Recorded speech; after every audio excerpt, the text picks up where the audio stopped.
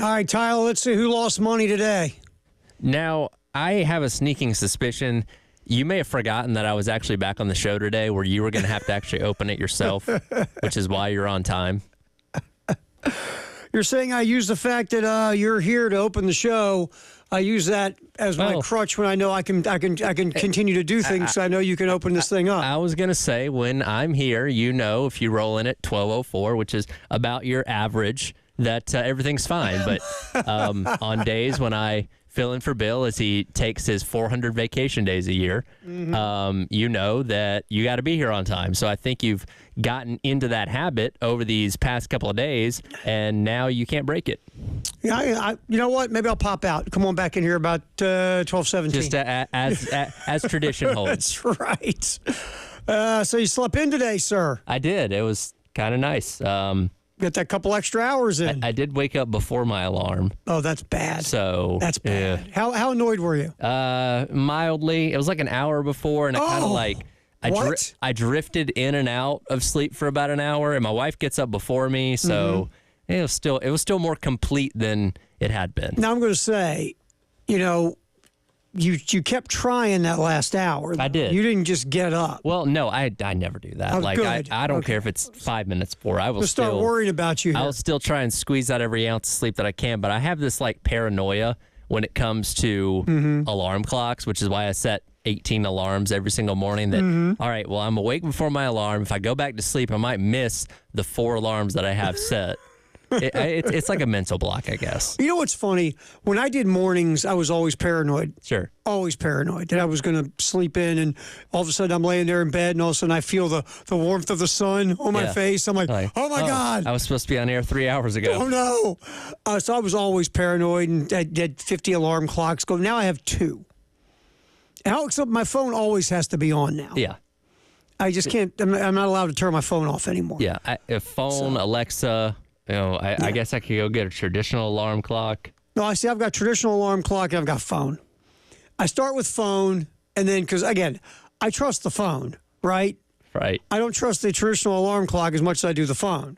So traditional alarm clock pops first, and then the other one's like 5 minutes later. Right. But here's my thing too. I can't lay back down. Like I can't turn the alarm clock off. Let me just lay here a couple more minutes. Yeah. Well, see, that's why I set I'm funny about odd numbers. I set my clocks on even numbers, and the time differentials between the alarms are also even numbers. Wow. So I set one alarm, and then 4 minutes later, a second alarm. So when I wake up, I can lay there and come to for a moment, and then the second alarm is like, okay, now you actually have to get up. So have you checked into anybody with this mental illness? I really should. I think there's something here. I have a lot of quirks. Whenever we go down these roads, and I'm sitting there going, that's one quirky dude. It's it's like my therapy session. That's true. It doesn't cost as much. Do you eat like in even or odd numbers when you do bites and all this other stuff? I don't go that far, but I don't know. Maybe it's the superstitious person in me from all my years of playing sports where I was funny about odd numbers. I didn't like to step on white lines. And if I found a penny, I put it in my shoe. Like, maybe that's just carrying over. I don't know. I guess I'm weird. Could be, or you're just weird. Yeah, probably. Could be it could be C, both. You could just be naturally weird, and your weirdness spread into your crazy sports superstitions that you That is also entirely possible. All right, does your food touch? Yeah, I'm cool with that. Okay, I don't care if my food touches that. I'm not one of those people. Mashed potatoes touch the chicken. Now I got to throw it away. I know. I don't do that. I know people who are like that. And just like, not me, man. You can mix it all together. I really don't care. It's all going in the same place. It's all going in the same place. Yeah, absolutely. So at least your mental illness stops when you eat. Yes. That's good. That is very true. Good. All right, so we had our first scrimmage of the summer camp on Saturday. Shane Beamer talked. Shane rolled 30 minutes, man. And did we learn anything? No, of course. You know what? I'm glad you said it that way because you're setting up kind of like the first half hour-ish of the show. Did we learn anything? The first thought is no. Right. But because we're trying to fill bleeping air, let's dig into it a little more to say, did we learn anything at all on a second glance? All right, first, go to the cut of yesterday when Shane Beamer talked about who scored. It's cut 10. All right. Let's Not grab many, that. Dave. Like I said, we had some drives that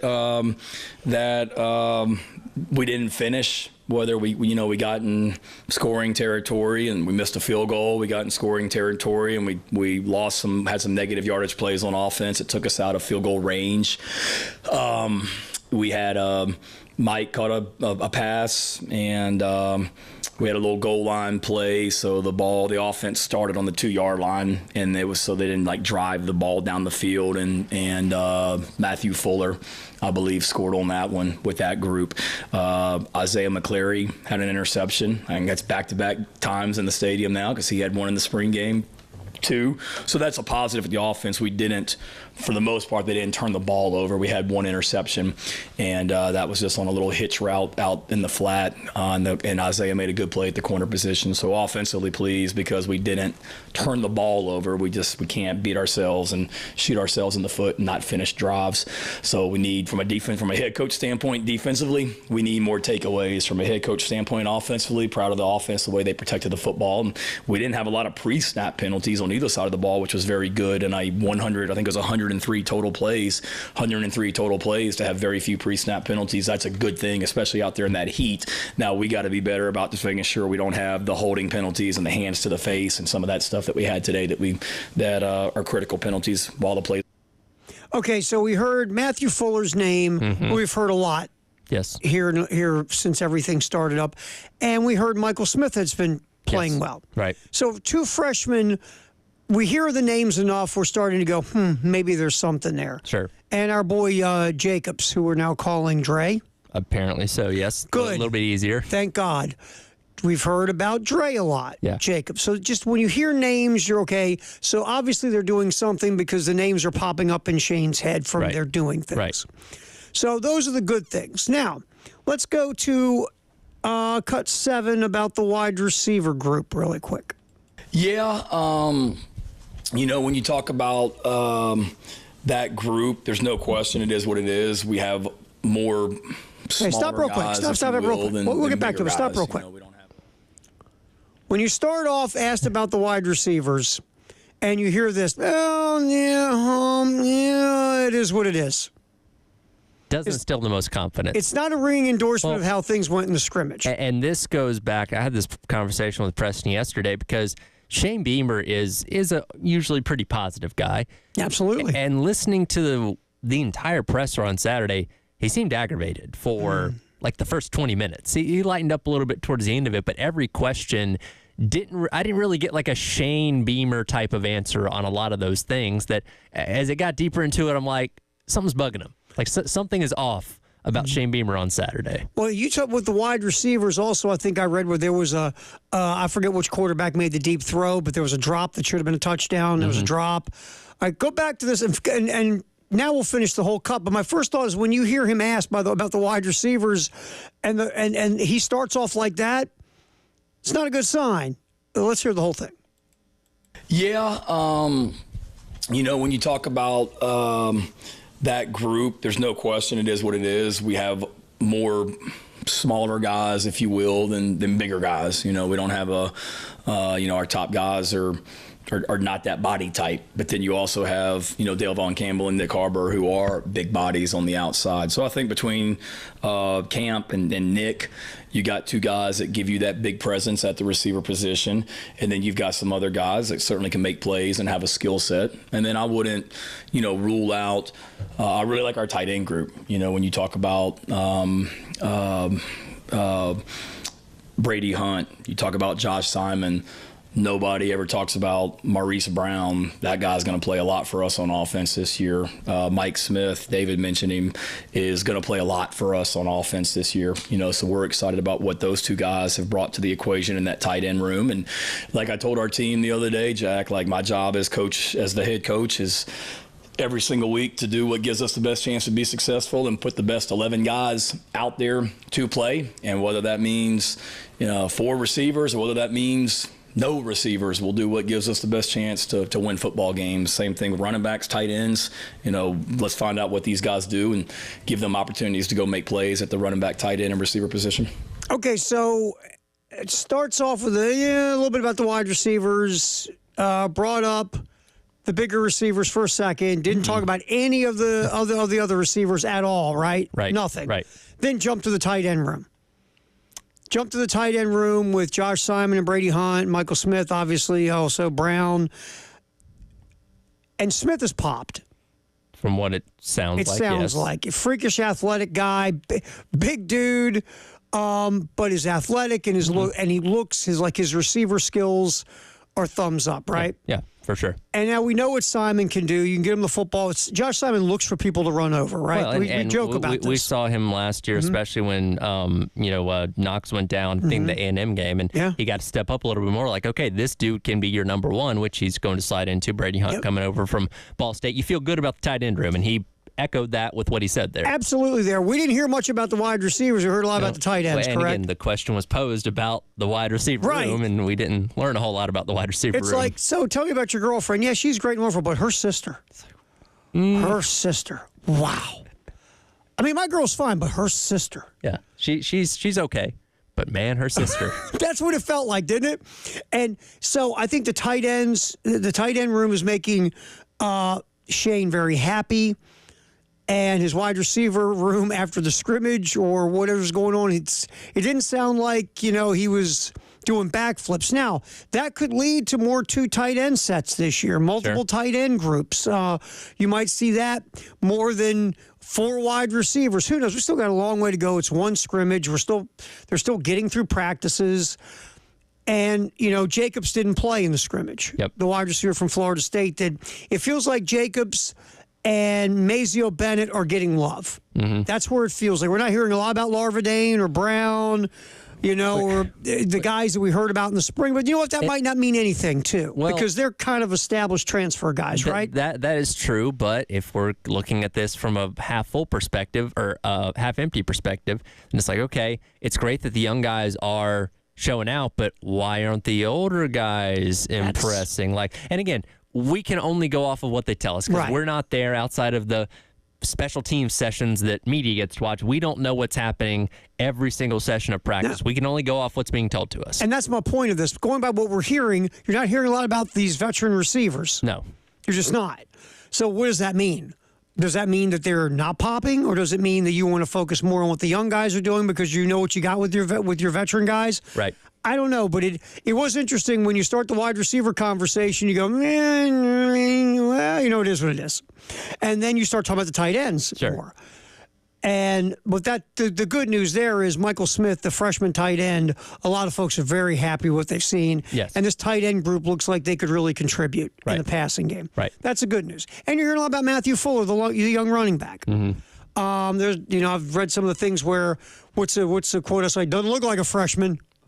Don't you hear that every single year? I was going to say. There's the one guy. Doesn't look like a freshman. That's right up there with me with, man, he walks off the bus looking like a football player. It's my other favorite.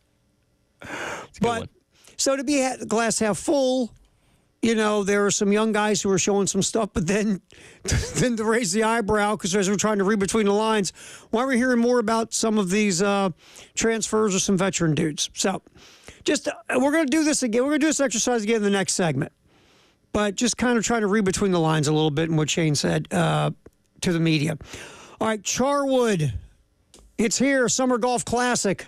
Very simple. You call Charwood, and our buddy's rocking the gang there at 803-755-2000.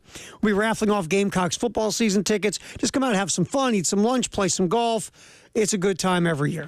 So 803-755-2000 to get your foursome set up against Charwood Friday, August 23rd, our Summer Golf Classic. We'll get back in here. We'll pick through some other things Shane said to see, have we learned anything in the nice half hour that the coach spent with the media on Saturday.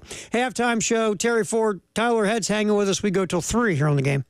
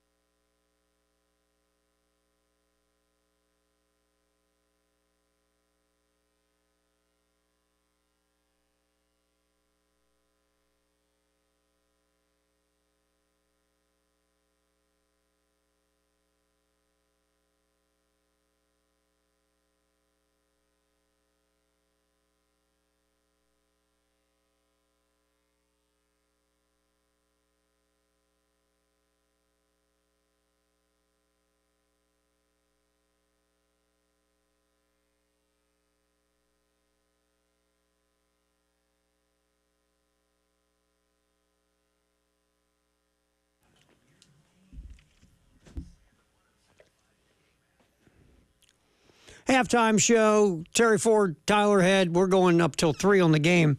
Real quick, tomorrow, this is going to be cool. Kerry Rich, great guy, great friend to the game.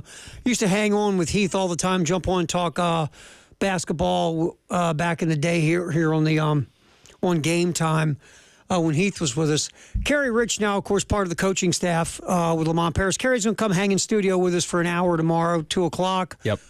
And Kerry's just a good dude. So it's going to be fun to get him on and just talk to him about this journey of 2 years with Lamont Paris. Well, and from everything Lamont Paris said, a very integral part of building this team into what it was this past year, obviously making it to the NCAA tournament, and obviously the moves they made already in the transfer portal this offseason to give a lot of confidence going into this next year. Yeah, and one thing, and when I first, when I first got here, Kerry was, would come in like once a week during basketball season and talk hoops with Heath, and just talking to Kerry knows everybody in this area, everybody when it comes to basketball.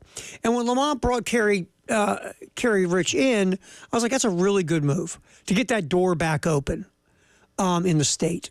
And that was just a great move. I mean, I remember, my first, I don't know what it was, first 6-7 months here, you would hear conversations from, guys who played at South Carolina who are from the state. And they would talk about how the doors, just like the relationship with the university, the basketball program, and the former players, and really the in-state network just wasn't as healthy as it should be. Right. And hiring Kerry Rich helped that, because now you got a guy who, you want to have boots on the ground dude. I mean, Kerry knows what's up all over the place. So I thought it was a great hire by Lamont Paris, and I think obviously Kerry has been part of this movement. You've seen the last 3 cycles, you've gotten big-time in-state guys. And so we'll get Kerry in here, talk about the beginning with Lamont and the evolution from year 1 to year 2 and just how special that ride was last year. So that'll be fun tomorrow. Kerry Rich in studio with us from 2 to 3 here on the Halftime Show. All right. So as we try to pick apart every little word Shane Beamer says, because, again, that's our job, here's a couple more, Tyler, to the point. All right, let's start with this one, and then we'll go to another one. Let's go to Cut 15, Tyler. Let's talk about the kickers. I think it's been very inconsistent. I think all those guys have had opportunities in practice that they've taken advantage of, and then they've also missed some really good opportunities to take a step forward. So it's I don't think we're any closer to having a starter at that position. I'm not worried, but it just overall has not been consistent as much as I would like. Having said, Kai Kroger and Mason Love are punting the crap out of the ball right now, so I'm really excited about those two guys and the way they're hitting it. And our kickers will be fine. They just we've got to keep putting them in pressure situations. And one thing that we've done this year preseason different is just putting them in pressure situations where something's on the line for the whole team, good or bad, depending on their kick, and trying to create those, if not daily, pretty much daily. Well, we know the punters are kicking the heck out of the ball. Yeah.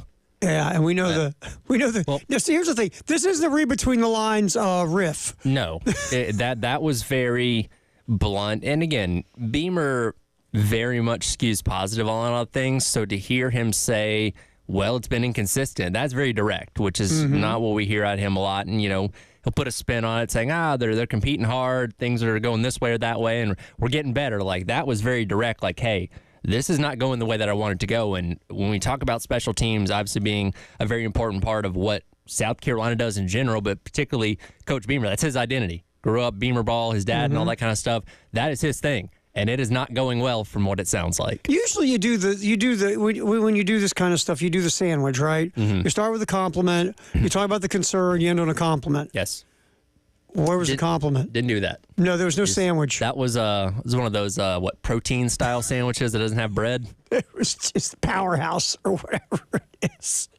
That was straight to, it's been inconsistent. Exactly. And again, when you look at Herrera, 6th-year senior, he's kicked 4 extra points in his time at South Carolina. Joyce, been on the campus for 3 or 4 years. never kicked a meaningful field goal in a game. Like, you wonder, and even whoever does win the job, there's a difference between kicking in practice and kicking in the spring game and kicking in front of 80,000 hostile fans in a road game trying to win or something like that. So, like, even whoever wins the game, I think we're still going to be uneasy. Like, is this guy actually as good as Mitch Jeter was? And the thing, look, nobody knows why Mitch Jeter decided to go. Was there a nice little more of an NIL deal for Mitch Jeter than he could have got at South Carolina? He got at Notre Dame. Maybe Mitch said, you know what I'd really like to do? I'd like to go freeze my tail off in South Bend, Indiana during the fall and winter. Right. Whatever it was. I just wonder, and we'll probably never get the answer. I wonder how that all went down. And is it just as simple as Mitch Jeter will just want to move on and go play somewhere else? I mean, Notre Dame is looked at as a top 10 football team. Right. Or was there something where South Carolina could have made a decision in the NIL space to maybe try to find a way to keep Mitch Jeter, and they just at some point said, nah, yeah, it's a kicker. We need to invest our NIL in another place. I don't know. But I think it's very interesting that maybe you said this. Like you said, Alex Herrera is getting his law degree. Yeah. He's been here for a long time. We've been next man up pretty good here when it comes to kickers. We feel confident that Alex Herrera, who barely lost, remember, he fought Jeter right to the end a couple years ago for this job. Yeah. So maybe they just feel very confident in Herrera to be able to grab the mantle. I don't know. But it is interesting when you have a kicker that only missed 2 kicks in 2 years. Right. You don't know. And look, South Carolina has had a long run of success. Elliott Fry, Parker White, Mitch Jeter, like a long run of success with good kickers, and you don't know what you have until it's not here anymore. And yeah, you missed 2 kicks last year, but for the most part, Jeter's very consistent. Now you don't know what you have. And we've talked about this through the offseason. You take it for granted till you don't have it. And then you're like, huh? Right. What? So we'll see. And again, it's too early to get concerned. And Shane's right. Long way to go still. But speaking on Saturday, there was no need to read between the lines there, Tyler. Those lines were right out in front of you. That's right. Absolutely. So we'll see what goes on there with the kicking game. All right, we will come back in here. We talked about Kerry Rich jumping in studio with us tomorrow from 2 to 3, talk about South Carolina men's basketball. Another guy was talking a lot of South Carolina men's basketball the other day, young fellow named Cam Scott. We're going to get a couple cuts from the incoming freshman high-level recruit that will be at South Carolina this upcoming season when he had himself a basketball camp in Lexington. That's next. It's a halftime show. Terry Ford, Tyler Head, running till 3 on the game.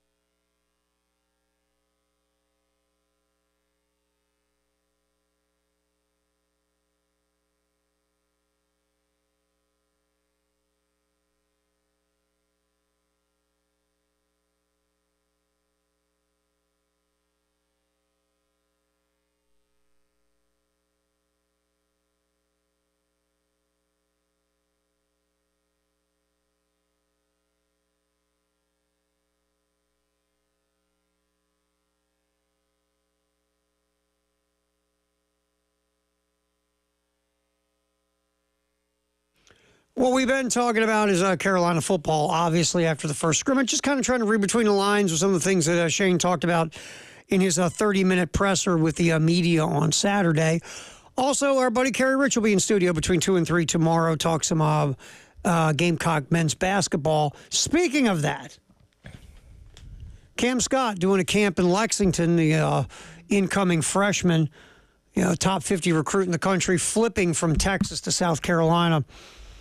And if you think about it for a minute, Tyler, I mean, look, the G.G. Jackson thing was just it was a thing where timing, right? That was a timing thing. Sure. G.G. Jackson wanted to get into college a year sooner so he could get to the NBA to get in before the new collective bargaining agreement kicked in. Right. So G.G. reclassifies. There's no spot for him at North Carolina.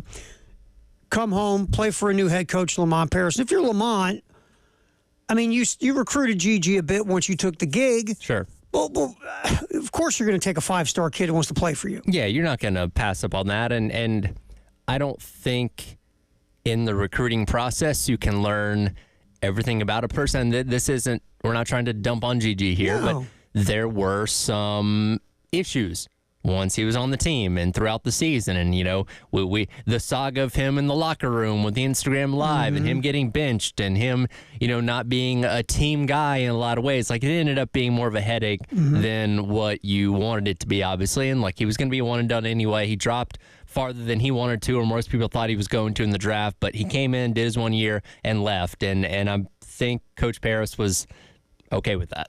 Yeah, I think Lamont was like, okay, we kind of were together for a year. We both needed each other. I get you're going. Here's a hug. Yeah. Good luck. And to Gigi's credit, there's a lot of injuries in Memphis last year. Gigi took advantage of it, and the last couple months of the NBA season, he showed a lot of promise. And look, we never denied his talent. No, You it's saw everywhere, that right? when he was here at South Carolina. Played an amazing game, that Alabama overtime game, when he was here. Like, you saw why he was built so highly coming out of high school. But again, it's some, and again, got to pump the brakes. He was supposed to be a senior in high school. So not that you can excuse the immaturity, but you can understand maybe why he wasn't to the point he should have been as a freshman in college. So there's a lot to unpack there. Came in here, did his year, and moved on. But there was a certain type of player that Coach Paris liked on his team. And we saw that last year kind of across the board where everybody, I don't want to say every single person matched his personality, but they were at least close to it. They were all on the same road, their personality traits. And look, at the end of the day, the good news is G.G. Jackson has looked back on that year, said, you know what, I probably could have done some stuff better, which is, it's called learning and evolving and becoming more mature. Sure. He spent a year in the NBA with grown men. And G.G. has said nothing but positive things about the basketball program and Lamont Paris. That's always a good thing. That's a great recruiting tool, by the way. Of course. But now we see Colin Murray Boyle show up in year 2. Another highly ranked in-state kid who went and played his high school basketball in Utah his final year. Comes in. He's more of the personality profile that Lamont Paris likes. And now you have Cam Scott coming in, who is a lot like the personality profile of Colin Murray Boyles. We've had Cam Scott here multiple times. And Which, if there was ever a kid that could have a big ego, it would be him. Because, he's got it all going for him. And he was, I tell you, I think we talked about it when he was here because he announced his flippage on the air here from Texas to South Carolina. And he was here before doing a video stream podcasting with Elijah. Very even-keeled young fella. His family, very even-keeled family. I've heard nothing but great things about him and the family and so you're starting to see this, right? And you brought up the rest of that roster last year. Lamont Paris is following down the footsteps of his bud, Bo Ryan. Yeah. Because Bo Ryan's Wisconsin teams, it was the same type. They all had the same type of personality to them. You didn't have a lot of outlandish stuff or a lot of me. It was we. It was a team fabric, a team dynamic, and you saw that last year with South Carolina. And you'll see it again this year. And Cam Scott with that mindset and the personality that we that we've had glimpses of and we've heard about should fit right in with what Lamont Paris is wanting to do. Now, look, Cam Scott in a perfect world wants to have 1 year at South Carolina and move on to the NBA draft lottery. Right. Or at least the first round. But here's Cam Scott. Speaking of the freshman year, cut 29, Tyler. Cam Scott talking on his goals for his freshman year here in Columbia. Honestly, building a better relationship with my teammates. I feel like team chemistry is very special, especially going into March and April. That's one of the biggest things that you want to have, even going into SEC play. Our chemistry has been honestly through the roof throughout the summer, but if we just keep getting better at that, everything's going to come a lot easier. Isn't that interesting? Fred, that's what he brings up about getting better in year one. Right. Team chemistry. Not him. I got to get better off the bounce. I got to shoot more consistent from three. I got to do this. I got to do. You know what he said? He's like, team chemistry. Well, and look, he doesn't come in here, unlike a G.G. Jackson in his freshman year, he doesn't come in here with a guaranteed starting spot. Like, No. It's not a given that he's going to be out there for 30 minutes or 35 minutes a game. Like, he's going to have to earn his way onto the court. Yeah. Remember, SEC basketball media days, G.G. Jackson went. Mm-hmm. Cam Scott most likely will not be going. No, not at all. Just saying. And, was there talent on that team 2 years ago? Sure. But I think people looked at it and said, okay, well, G.G. Jackson's going to pull these other guys along, and they're going to be as good as he is. And this time you're looking at Cam Scott coming into a team that went to the NCAA tournament and fought for the SEC regular season championship. So it's just a whole different vibe. Here's also Cam Scott talking about chemistry. Here's Scott talking about learning from the veterans on the squad. Honestly special, and it's making my transition a lot smoother, especially with the older guys. I mean, they have all the basketball knowledge that I'm seeking right now, and as stands on the college level. So being able to use their minds, pick their brains, even as well as Coach Lamont Paris. I mean, just using everybody's brains and picking it and putting it in my game. There you go again, learning from the vets. Learning from the veteran guys on the team. Yep. Learning from the coach. I don't have it all figured out. Learning from everybody. And the mark of a Coach Paris team, and I even would look back at his, Chattanooga team that he took to the NCAA tournament. That was a very experienced team. South Carolina was one of the most experienced teams in all of D1 basketball last year. That is the blueprint for what a roster looks like under Lamont Paris, and you can see why.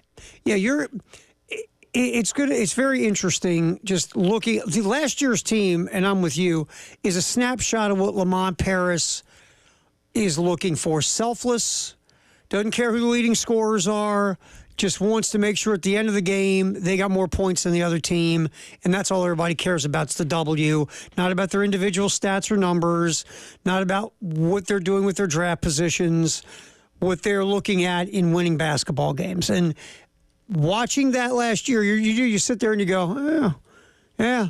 I tell you, you learned a lot from Bo Ryan. Right. There's no doubt. And now you've added Cam Scott. You've added the kid Thomas, who you hope can take the mantle of the point guard from Talon Cooper. Just signed with a German team overseas. Good for Talon Cooper. I'm a huge fan of Talon Cooper. We know that. I think everybody here is. I mean, once again, I know I'm old school on it.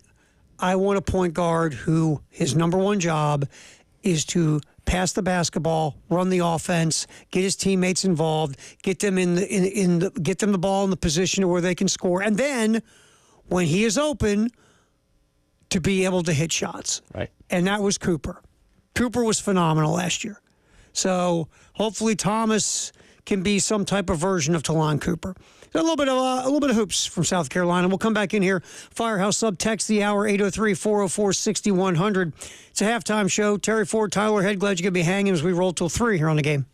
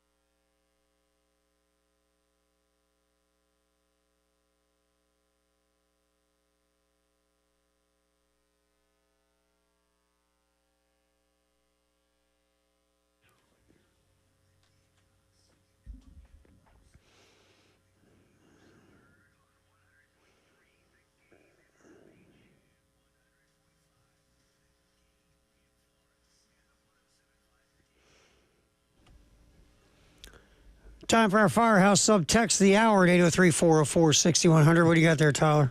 Yeah, Michael weighs in this in reference to our, reading between the lines of Shane Beamer earlier on in the show. Says, sounds like Shane is sending a message to the veterans on the team raving about the freshmen will only motivate them. That's a great angle from the text line. Thank you very much. Could be looking at it like, okay, let's pump up the youngins and maybe the vets will get a little fire under them. And when you preach competition, and that's been Shane's MO from the jump, like, hey, nothing's guaranteed here. If you're a veteran guy that maybe just thought that, hey, this spot's going to be mine, and you suddenly start hearing about this freshman that, is behind you or thought was behind you, and they're like, hey, wait a minute, do I need to step my game up here again? It's all, we say this so much, when the coaches are talking in the press conference, they're talking past us. They're talking to their team. They're talking to their players. And, hopefully the message gets across to them. And that is very likely what could be happening here. Yeah, that's a great text. You could be correct. Was that Mike? Michael, yes. Michael, nice text. You could be correct. That could be the message being sent to the veterans on the offensive side of the ball.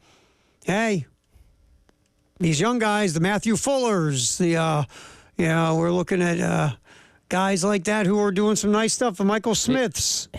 And in the same way, I think we're still preconceived to think that, well, freshmen should only start if you're in a position that's just devoid and you have nothing else there. Like when you start a true freshman at quarterback, you have no other options. Well, sometimes freshmen are just really good. If Dylan Stewart ends up starting at edge, it's because he's really darn good. You know what I mean? Exactly. I think we're very old school on freshmen, and it's true. Most of your freshmen shouldn't play. They shouldn't. They should redshirt, sit around, actually go to class, learn how to get around campus, all that cool stuff. Know where the fun parties are. I mean, that's kind of the freshman year. But there is a small percentage of them that, guess what? They're just really bleeping good. Yes. And they're going to play. And Dylan Stewart might be that guy. Michael Smith might be that guy. Matthew Fuller might be that guy. We'll see. Josiah Thompson might be that guy.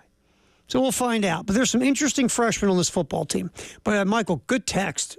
Excellent angle there, because you could be telling the truth. Because we talk about the message on pressers all the time. Right. What kind of message is a coach sending? Because typically when a coach does a presser, like you stated, sir, a lot of times he's not talking to the media, talking to his players. That's right.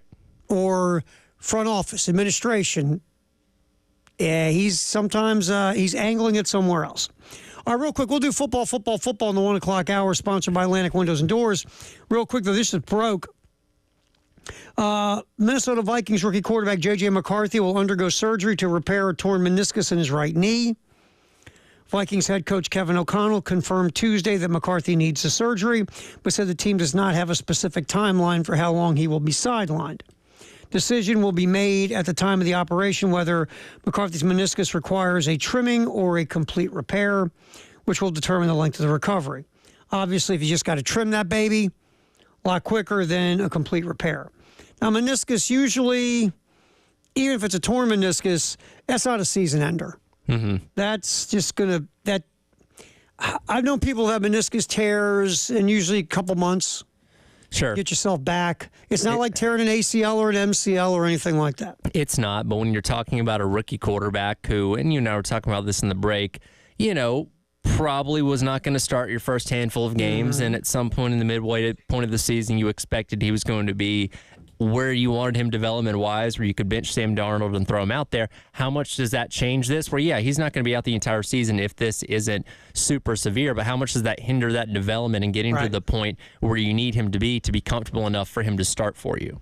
And that's the thing is, here's my, and you and I, again, were yipping about this during the break when the news popped about McCarthy.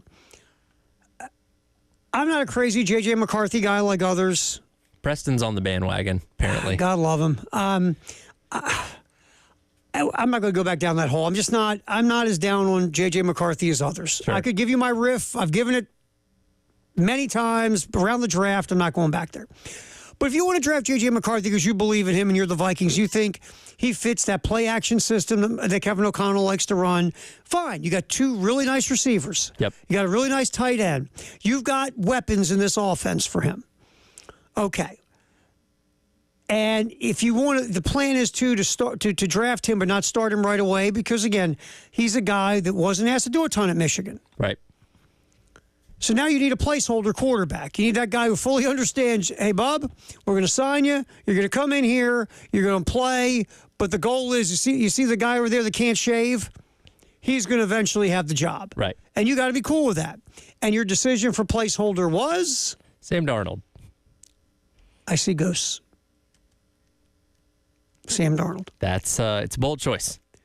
That is the ultimate confidence in you and your coaching staff to find whatever it is that made Sam Darnold a top 5 pick in the NFL draft and to find a way to minimize the things that have led Sam Darnold to be a nomad in the world of the NFL. Right. That is, hey, you want to talk about, what do my kids say? You want to talk about a flex? That's a flex. Right. We're going to make this guy more of what everybody thought he was going to be than what he is. Right. Oh, look, in Seattle, did it work for Geno Smith? Yeah. Let's list all the other ones it's worked for. Uh-huh. Yeah, Did I miss any? That's a hell of a list there, my friend. Good job. It's very rare at this point in a guy's career he can get off his path. Yeah. It's very rare. And look, he went to a Jets organization that wasn't exactly in the best shape when he got there. So you could maybe excuse that a little bit. Okay, he needs to find greener pastures. Goes to Carolina, doesn't work there. Goes to San Francisco as a backup to Brock Purdy. And even in the limited amount of time that he got to play there last season, didn't really do anything that wowed you. So I think it is a Sam Darnold thing more than it is, the coaching staff or what he had around him. Well, you go to San Francisco. There is a not more offensive NFL football team when it comes to philosophy, development, coaching than Kyle Shanahan and his crew. Right. And, we do backflips and raves on what happened with the Houston Texans last year with C.J. Stroud in that offense. You know where the offensive coordinator came from? That'd be San Francisco. San Francisco. And Sam Darnold went to San Francisco, and after 1 year of that, it was like, okay, good, Sam, thanks for everything. Yeah. Look, I got nothing against Sam Darnold. I wouldn't know him if I fell over him. But here's the thing. I just believe Sam Darnold is who he is. And you decided that you were going to make him your placeholder quarterback for J.J. McCarthy. By the way, a quarterback who it's not like the whole world thinks is a no-brainer franchise quarterback in the NFL. No, we were having debates of, hey, is this guy worthy of a first-round pick? Is he's somebody that you do see as the future of your franchise? Or somebody like, again, a Kevin O'Connell looks at and says, I can get him up to speed with my system, and he can be effective with what we do. And that's kind of the risk you're taking here. That's only going to be delayed further with this injury. And to be fair, Kevin O'Connell, they did a really nice job with Kirk Cousins last year in that offense. And they have some weapons. And Kevin McConnell, he's betting himself on some Kevin McConnell to make this thing happen. So we'll see. But J.J. McCarthy, a meniscus injury, will have surgery coming back. Time to be determined. Football coming up next. Then football and more football and football.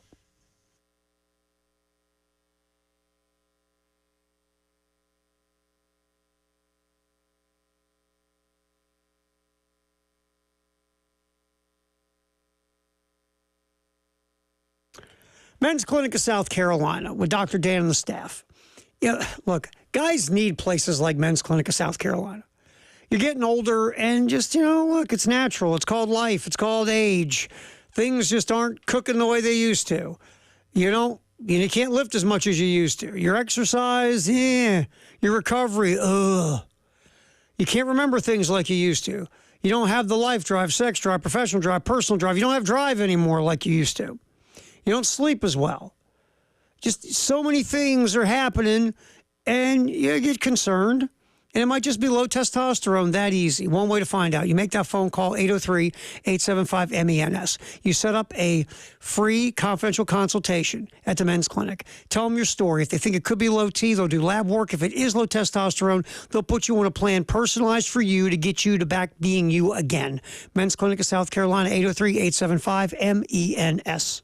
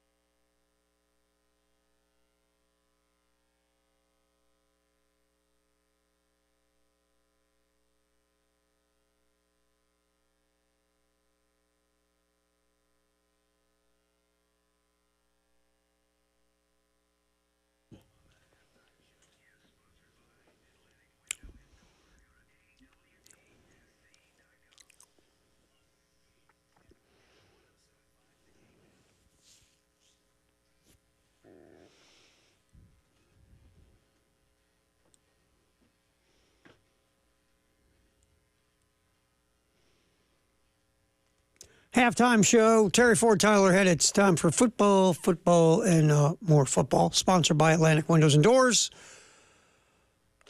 All right, we've been talking a ton about South Carolina football, and I'm just,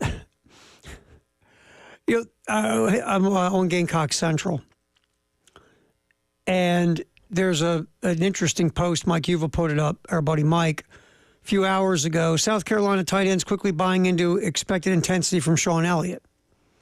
Can you go to Gamecock Central really quick? Sure. Look at the picture of Sean Elliott. Every picture of Sean Elliott, or most of them, he's either headbutting people with helmets on, or he looks like he's ready to kill somebody. I'm trying to think. I don't know if Sean Elliott and Irk Russell's paths would have ever crossed at any point before Irk Russell passed away.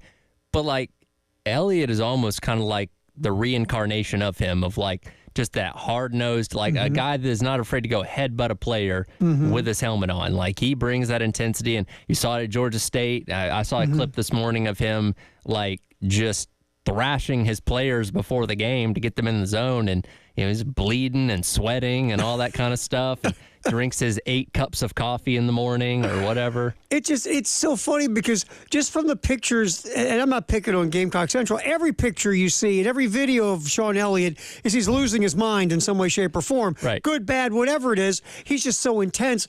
It's like, is he ever just chill? Like, just... Well, every great wrestling faction always had to have that unhinged guy in the group that you weren't afraid to, like, sick on someone. Sean Elliott's kind of like that guy in this coaching staff. Like, Beamer, pretty even keel, pretty tame. Again, positive guy overall. Dow Loggins, Clayton White, kind of in the similar vein. Then you just have Elliott that's just can bite somebody's head off if you need to. It's funny. When they hired him, we talked about this, so just re-rack it real fast. We did our year-end. We like to do a little year-end review thing every right around New Year's. Right. And this year it was myself, and it was Jay, and it was Bill, and it was Preston, and we did this little roundtable thing. And one of the topics we brought up is, does the South Carolina football coaching staff need a hard ass? Mm-hmm. Do they need that dude like, from dodgeball? You need the dodgeball coach. Right. Do you need that guy? Patches O'Houlihan. Yes, you need. By the way, that was on the other night. I watched like the last half hour. And again, I still laugh. I love Ben Stiller. The things he says make no sense. I love it. But anyway, do you need a guy like that on your staff? But see, the thing is, the key to that guy is, yes, he's a hard ass, but he also, the players know he cares. Yeah, totally. And the players know that he does love them in his hard way that he is, but he's doing it to make them better players and better people. Of course. That's the difference than when you see just the bully. And so a guy like Elliott, again, players love him. Yeah. Because they know that, yes, he's intense, he's crazy, he's in your face, he's in your grill, he's high energy, he's all those things. But at the end of the day, what he's trying to do is make you a better player and a better person. And look, for any of us that played sports growing up, we all had that one coach that we thought, man, why does that guy hate me? Why is that guy always on me? Why is he out to get me or whatever? And, either that season or somewhere down the line, you realize, like, no, they saw what your potential was. They were pushing you to get better. They were doing it their way, which was through intensity, and hopefully it ended up working, which, again, that's Sean Elliott's approach. And, this is a guy that's been around the game for a long time, obviously a previous tenure here at South Carolina, has run his own program at Georgia State for several years before coming back here. Like, he knows what's up. He knows what he's doing, and we certainly hope that he's going to help out not only the tight ends room, but the running back room by being the coordinator this year. Yeah, and I just think that's the thing. You know this guy's got your best interest at heart. It's not like DJ Durkin at Maryland, who was just a flat-out bully. Yeah. And just not a good human being. Sean Elliott, he'll give you a hug when you do it right. Sure.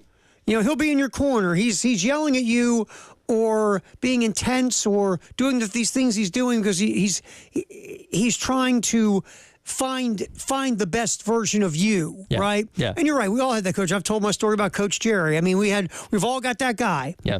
We've all got that dude who, it seemed like he hated your guts, Well, for me, I found out later he really did. But But for a different reason. Yeah, for lots of other reasons.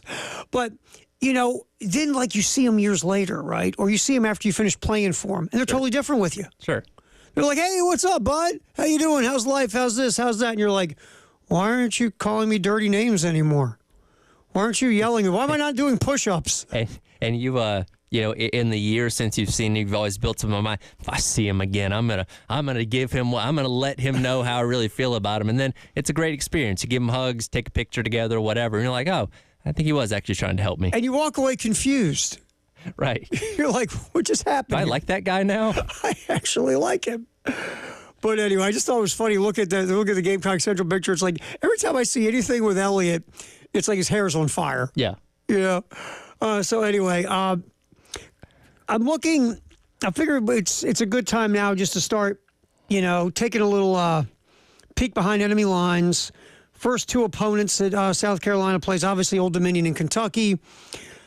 The Old Dominion win projections are around around 4, about a 4-8 football team.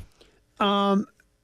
And they're supposed to scuffle this year. I'm just kind of looking at, our buddy, we had on David Hall, who covers Old Dominion for the Virginian Pilot, talking about, could there be a quarterback competition? The incumbent is Grant Wilson, who had good moments and bad last year. Wilson, there could be a battle. Colton Joseph is a redshirt freshman. They have a BC transfer, Emmett Moorhead. So it might not be Grant Wilson after all. We'll see. But a little quarterback battle could be brewing at Old Dominion. Did you hear McGee earlier this morning with Wes and myself? We should heed his warning to not overlook the Monarchs. This team's tricky. Well, they are Monarchs. They are. I mean, a monarchy. Well, come on.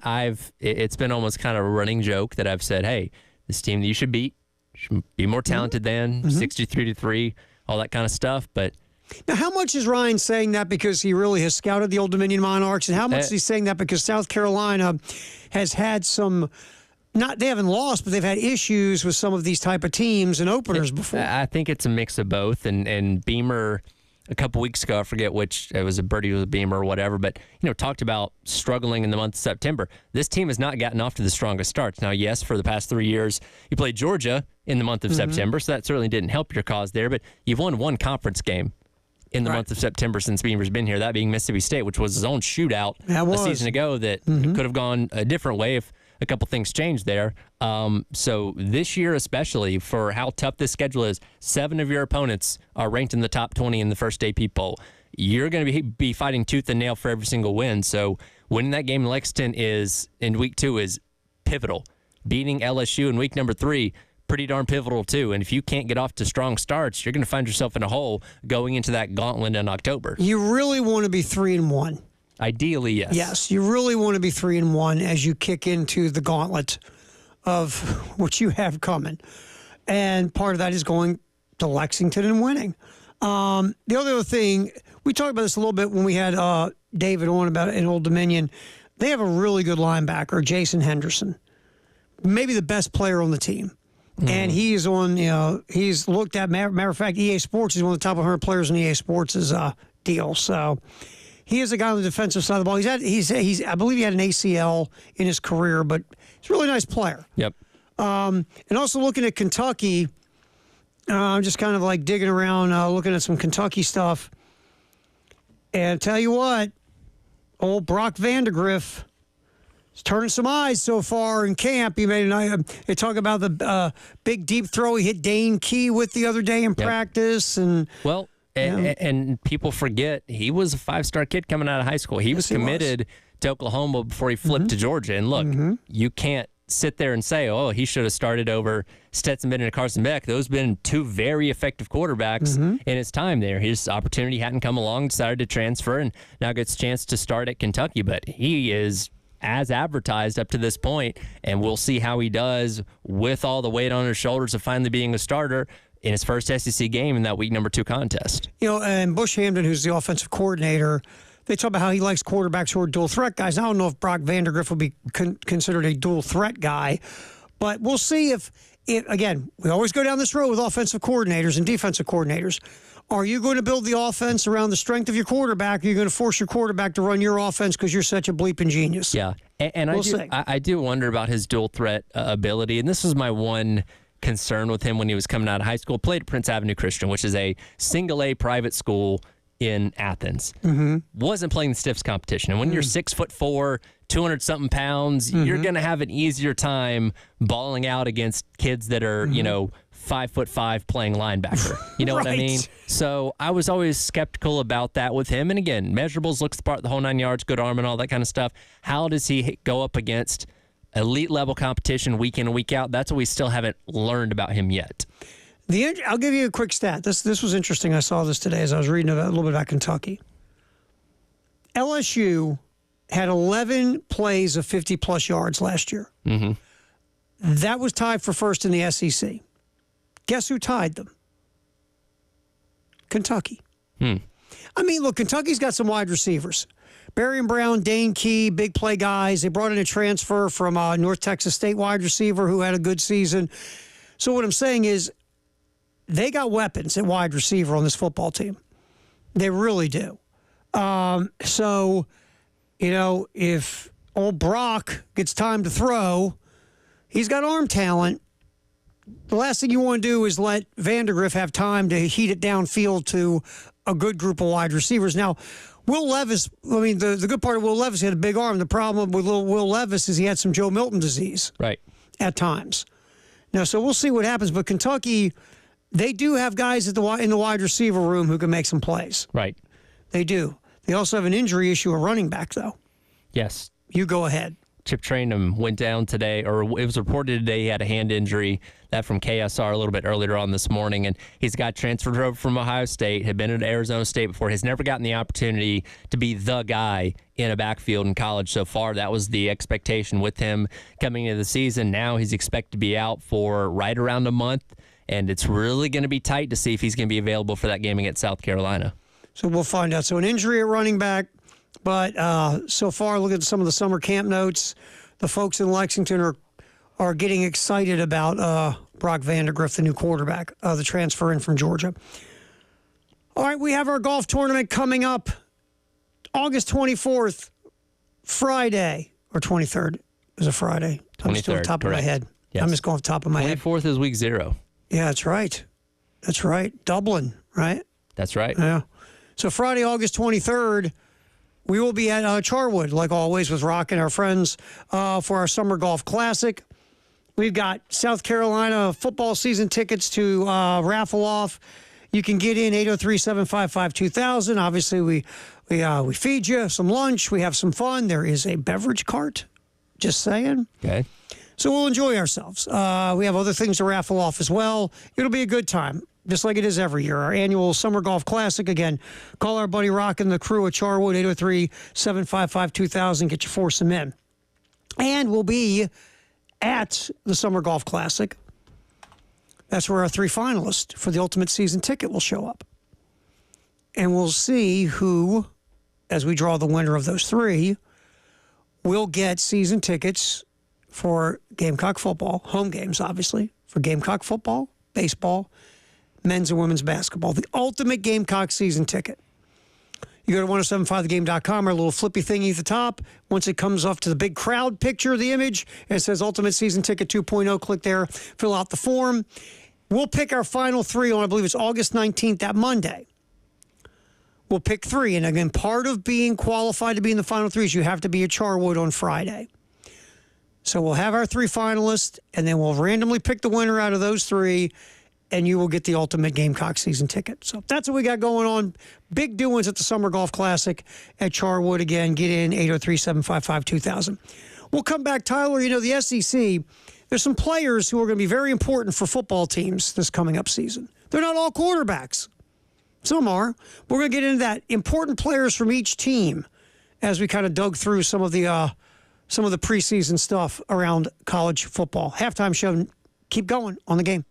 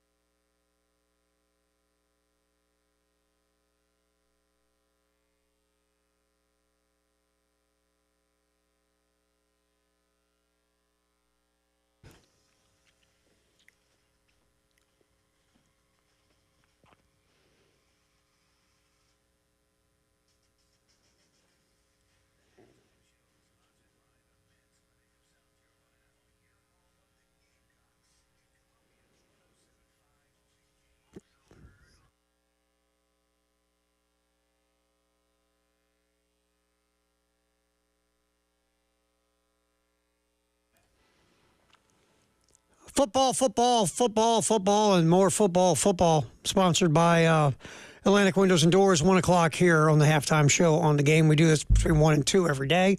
Just talk a ton of football. All right, so in the SEC this year, Tyler, there are some players. I split this into two groups. One is players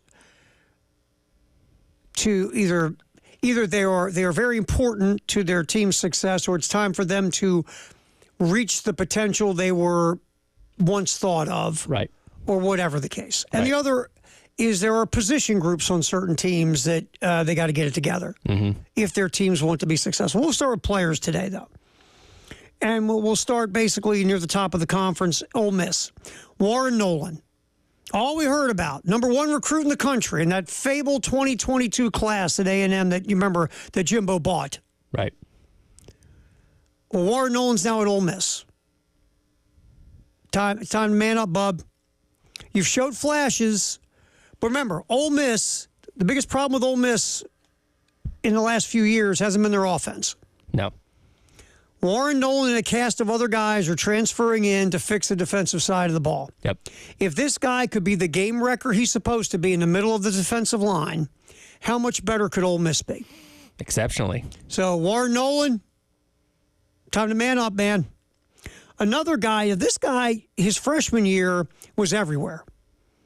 Last year, they changed his role in the defense, and he wasn't the playmaker that he was. LSU needs Harold Perkins to be the freshman version. Well, here's the thing. Harold Perkins can't be the entire defense. No, but he can set the tone. He can. And here's the problem, though. We had one of the guys who covers LSU on with us at SEC Media Days, and here's the problem with LSU from what he's saying. What Harold Perkins does best to help LSU win football games isn't necessarily what he's going to do when he's in the NFL. Sure. So LSU they've been trying to play him in the position that he's going to play in the NFL, which is more like off-ball linebacker. Mm-hmm. In college, he was a disruptor rushing the passer his freshman year. Yeah. But he's not an edge guy. If you look at his size, in the NFL, he would not translate to playing off the edge every down, every snap. Right. So LSU last year moved him, to off-ball linebacker, and he didn't have as much of an impact. His freshman year, they moved him all over the field. So then you get to this year with Perkins. So what do? Do you continue to play him in the spot he's going to play in the NFL to make him happy, to show NFL scouts what he can do at that position? Or do you say, hey, we're here to win games? To me, I'm putting him in the position to help me win games. Yeah. You figure out the NFL later, man. And I think that is going to be priority number one for Blake Baker coming over as DC over from Missouri. It's like, hey, we have this guy. We know what he's capable of doing. Put him in the spot where he can succeed the best. Yeah. How can he help us be a good defense and help us win football games? That's how we're going to use him. You figure out the NFL later. I'm not here to put you in the best position for your draft stock. I'm not John Calipari. Right. I'm here to win football games. So that's going to be interesting with Harold Perkins, what happens there. Here's another name, Connor Wegman. Texas A&M. Played really well in those 4 games before he got hurt. Mm-hmm. And now with a new offensive coordinator, new head coach, new coaching staff, still has weapons, doesn't have an Evan Stewart anymore. He pieced out to Oregon, but they still have weapons. And Wegman looked really good before he got hurt last year. Yes, he did. If he can play the way he did early last year, that's going to help Texas A&M maybe be a dark horse type of team. So Connor Wegman's very important to what happens at A&M. So he's another name to watch. We already talked about our boy Brock Vandergriff at Kentucky. Kentucky defensively has got all the pieces to be really good. Try to move the middle of that defensive line. Good luck. I know. Good luck. We looked up Deone Walker's measurements yesterday. 6'6", 345. Yeah, and the guy next to him, Oxendine's good too. Yeah. So they're the entire front four. Well, I'll tell you, I remember the Kentucky game last year, watching Walker just pick up the entire South Carolina offensive line and move it out of the way. Yeah, I know. He's a monster. He is scary. It's like, what planet beamed him down here? Right. But a lot of things with Kentucky this year is going to fall on the offense. And the trigger man is going to be Brock Vandagriff. What can he do? It's such an unknown. We'll find out.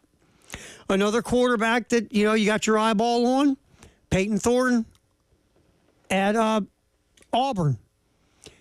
Everybody wants to blame Philip Montgomery, the offensive coordinator. They kicked to the curb. Oh, it was all his fault. Well, whose fault was it, Peyton Thornton, your last year at Michigan State, that you weren't very good? Was it Phil Montgomery's fault too there? I don't think so. So we'll see. Look, Hugh Freeze has taken more ownership in the offense, which I get it. That's his bag. And everybody there is saying, oh, everything's so better and so good and so on. We'll see. But Peyton Thorne, you're on the clock. Got to play better. I'll throw you one here at Georgia. It's hard to find this one at Georgia. I'll give you one. All right. It's your boy Oscar. Oh, yeah. Oscar Delp at tight end. Yep. You're replacing a football freak, To say the least. with Brock Bowers. Oscar Delp's got physical freakiness as well. Sure. But can he turn that into production the way Brock Bowers did? I think your hope there is they're also pretty high on Lawson Lucky, Right. who's, I believe, either going into a sophomore or redshirt freshman year this year, that those two guys will combine to kind of make up for what Brock Bowers left behind. Because, again, he was one of the best tight ends we've ever seen. So I don't think you can expect somebody even as good as Delp to match that level of production. You just hope those two guys together, as well as Benjamin Urosuk, who's transferring over from Stanford, right. Can kind of supplement that as a unit for what he's leaving behind. Because the tight end was very important in the Georgia offense the last few years. Yeah, well, he was more than a tight end. He was a receiver. He was a running back. Like, he could do everything. Well, 2 years ago here, he single-handedly beat South Carolina. Yeah. He's running end arounds. He's making catches and breaking them off for long touchdowns. I mean, you just hope the Raiders don't screw that up. I don't have high confidence. Who does? All right, so that's some of the players that are sort of looked at to step up in the SEC for this year for their individual teams. Tomorrow we'll look at position groups for certain teams. It's not just one guy, it's multiple guys that have to get it together for certain squads. All right, so we'll get back in here. It's football in the 1 o'clock hour. What's going on with the Jets and Hassan Reddick? And if you didn't hear, there's a rookie quarterback injury already. We'll get that reset for you if you missed it. We are rolling football, sponsored by Atlantic Windows and Doors. We do that up until 2 here on the halftime show, rolling till 3 on the game.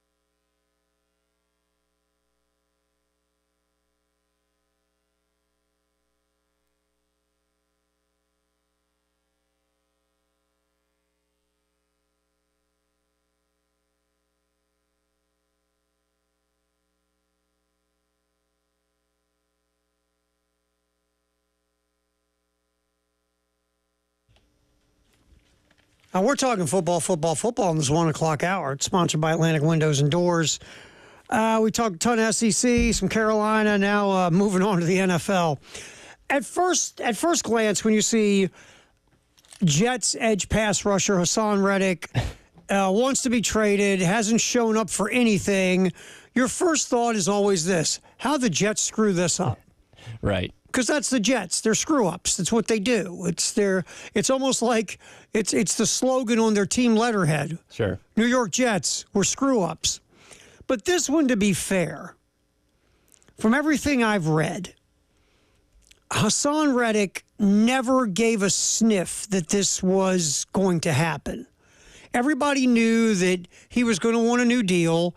And really, look, Hassan Reddick's not working part-time, at the Jiffy Lube. Let's just get that out of the way now.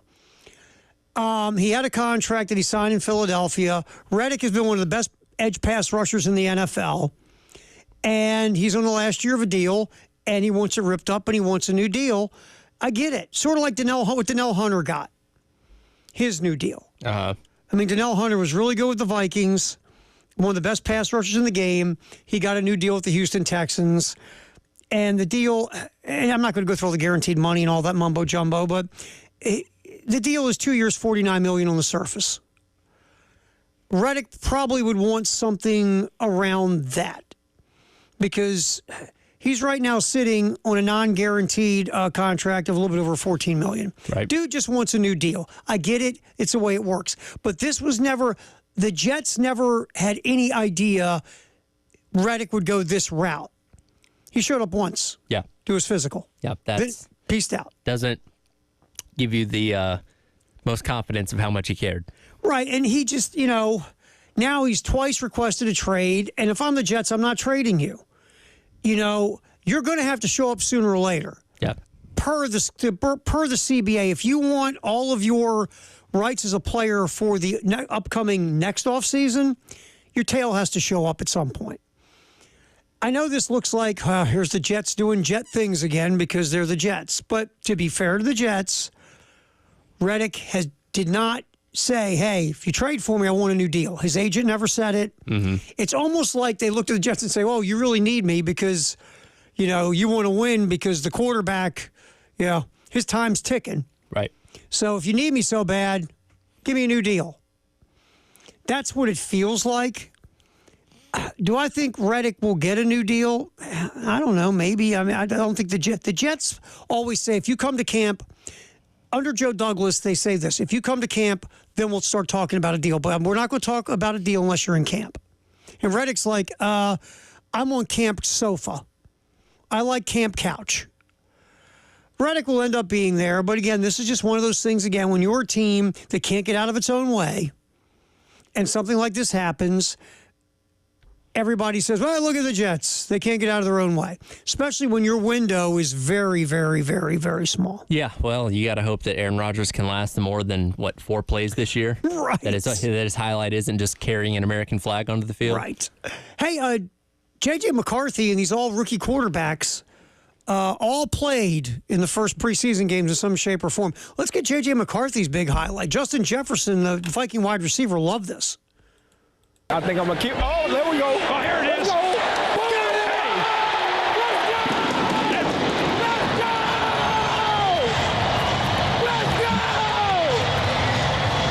McCarthy, 45 yards to Tristan Jackson. And with Justin Jefferson cheering on the sideline, it's 2013 Raiders.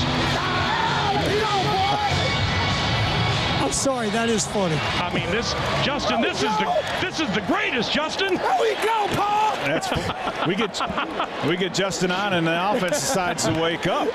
What if this happened in a game that counts? I know. It's excited. I thought that was Preston for a moment, actually. He's very much on the McCarthy bandwagon, but as we learned a little while ago, McCarthy not going to be throwing touchdowns anytime soon, doesn't look like. No, torn meniscus, or let me say that. No, we don't, meniscus surgery. They don't know if it's going to need a shaving of the meniscus or it is a tear that has to be repaired. Once they get in there and find out, then they'll know for sure how long he'll be out. But he will miss some time with a meniscus injury. There were some good moments for J.J. McCarthy. Also, I believe, threw a bad pick early in the game. But again, the Viking brass love what they saw. And look, if they didn't, they wouldn't tell you anyway. Sure. I will tell you right now, what year is it? Is it year 2040, 2039, 2038 that Bo Nix goes into the NFL Hall of Fame? Yeah, that sounds about right, I guess. I mean, look, I get it. The Broncos, since, Peyton Manning left because he had no neck, they've gone through a lot of quarterback issues. Say the least. And Bo Nix had a solid preseason performance. The offense scored, I think, 20 points when he was quarterbacking them. The stats look good. And I didn't see every throw, to be fair. But the throws I saw, they weren't very far down the field, Tyler. Just like what he did at Oregon. Right. And that's fine. I mean, Sean Payton's an offensive genius. And, again, you do things your quarterback is good at. Bo Nix is good at throwing short passes and letting guys take off and get yak yards and make plays with their legs. And every highlight I saw was a lot of that. Now, eventually, to be a upper-level franchise quarterback in the NFL, you know what Bo Nix is going to have to do, right? Throw it down the field, especially in the money area, that roughly 10 to 15-yard area of the field that you make your hay as a quarterback in the NFL. But everybody's excited, and I hope it works. I like Bo Nix. I like the story. Leaving those crazies at Auburn on the plains, he went out to Eugene, rebuilt himself, and became a first-round pick in the NFL. I hope it works for Bo Nix. I like Sean Payton. I like to see Sean Payton win. I like Jay Phillips. He's much more happy when the Broncos win. I'll leave the enjoying Sean Payton to you. I still can't do that. I know you're still you're a Falcons fan. Yeah, I can't do that. I can't shake that one. Exactly. So I hope it works. It's just he's got to be able to throw the football down the field with consistent accuracy, and that's been a problem for Bo Nix. So we'll see, but a good debut, so to speak. Jaden Daniels had a nice few drives in D.C., threw a nice long completion down the field, made everybody happy. Caleb Williams, the talking head shows on ESPN, you think in Denver they're giddy about Bo Nix? These guys, Caleb Williams is getting restraining orders from ESPN. Yeah. I know. And again, look, as you would want him to in a preseason game, you take everything with a grain of salt. But up to this point, he's not done anything, at least on the field, to raise an eyebrow just yet. I mean, he did have a man purse the other day, but that's a different thing. That's another conversation for another day. But anyway, look, you do you in any way, shape, or form. Well, my thing is, and I brought this up with intern Joe the other day, like, he does know he's in Chicago, right? Mm-hmm. Where the second you have a 3 and out, they're going to eat you alive. Oh, absolutely. That's what they do in Chicago. Fingernail painting, nail bag having. What's wrong with this guy? No, if he didn't have a purse and didn't have his fingernails painted, he completed that pass. Exactly. That's what they're going to say. So you're opening yourself up to even more criticism than you otherwise would have already gotten. Right. And look, he ran around and did the things that you're going to hope he can do and do them consistently well. So, again, I get it. And plus, the Bears did it right. And I can't believe I said the Bears and did it right in the same sentence. The Bears have surrounded Williams with weapons. That offensive line is very underrated. Caleb Williams is set up for success like very few first-year quarterbacks have been set up. Let's see if he produces. Michael Penix Jr. made some good throws and made some not good throws. Mm-hmm. I mean, there was a couple times you saw Penix make throws going, that looks like the Penix at UW, and then he made some throws. Oh, that's right, you're a rookie. But Penix has arm talent for days. It's just, can he move enough not to get killed?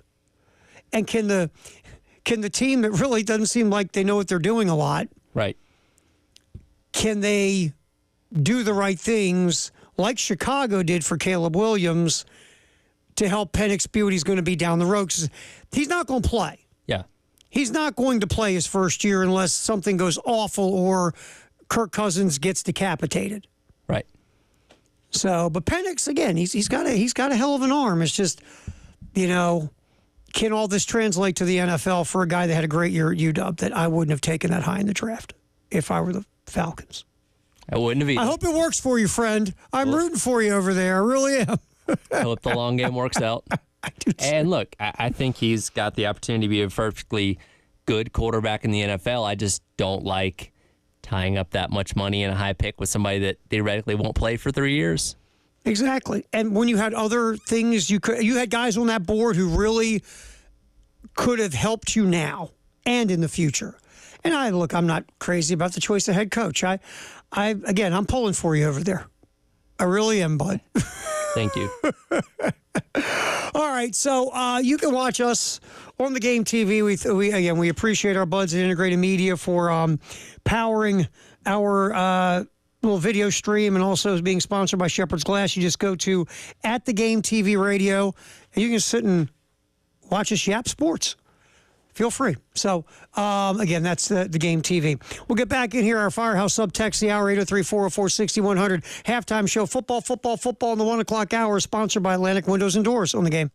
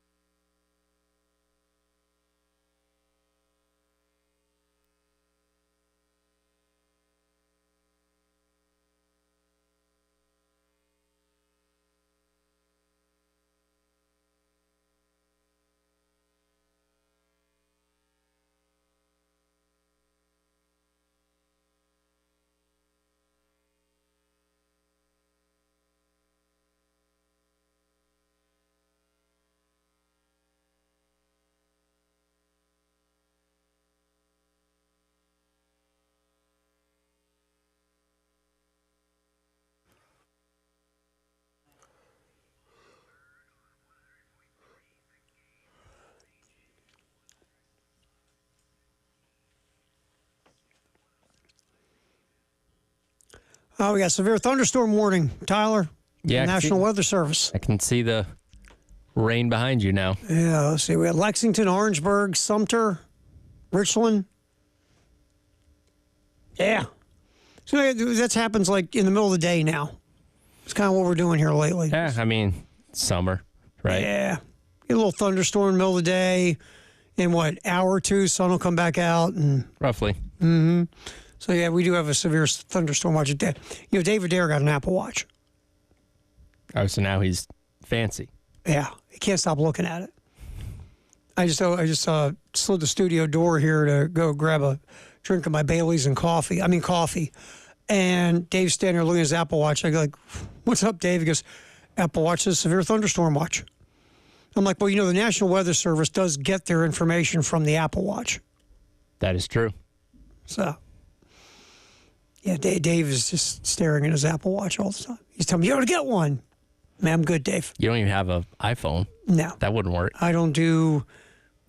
I tell you, I'm telling you, I'm just not part of the cult. You can get one of those other off-brand like smartwatches that it's trying to be an Apple Watch, but Right. it's not an Apple Watch. Yeah. See, that's my thing. I'm in the minority. I know.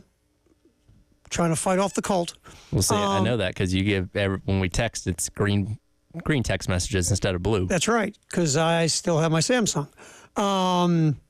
And so and look, my girlfriend's got she loves her Mac, loves it. So I know I'm in the minority. I get it. Sure, I get it. Hey, look, I had an Android when I was in college, and then I dropped it and shattered it, and thought that was a sign from above that maybe I should get an iPhone. Sign from Steve Jobs. The sign from above. Oh, anyway, so Dave's paralyzed with his new Apple Watch. It's so funny.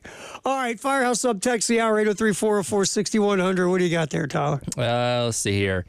Chris says, why would Beamer use the media to send a message to players? That doesn't make sense. One would think Beamer would send a message to his players in front of them face to face. This isn't a Beamer thing. Like we coaches talk about doing this. This is not, and not they're not in front of them talking to them after practice or whatever. They are certainly doing that. But again, the narrative of what a coach says is what gets put out there, what gets clipped and shared and all that kind of stuff. And a lot of the times they're using that as a medium to send a message, because it's one thing to say it in front of them like, hey, you need to play better. But it's another thing, like we mentioned earlier, hey, he talked about all the freshmen instead of me at camp. Like, I was doing this, I was doing that. Why isn't he talking about me? So again, it's like, hey, there's your message. You need to be better. Yeah, texter, like Tyler said, this is coaches. I've talked to coaches who say they do it. I've talked to, GMs in sports who say, the coach and the manager, when they're doing press conferences, a lot of times they're speaking to their players,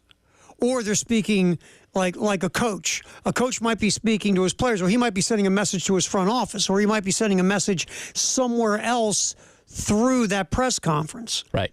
I mean, it's not.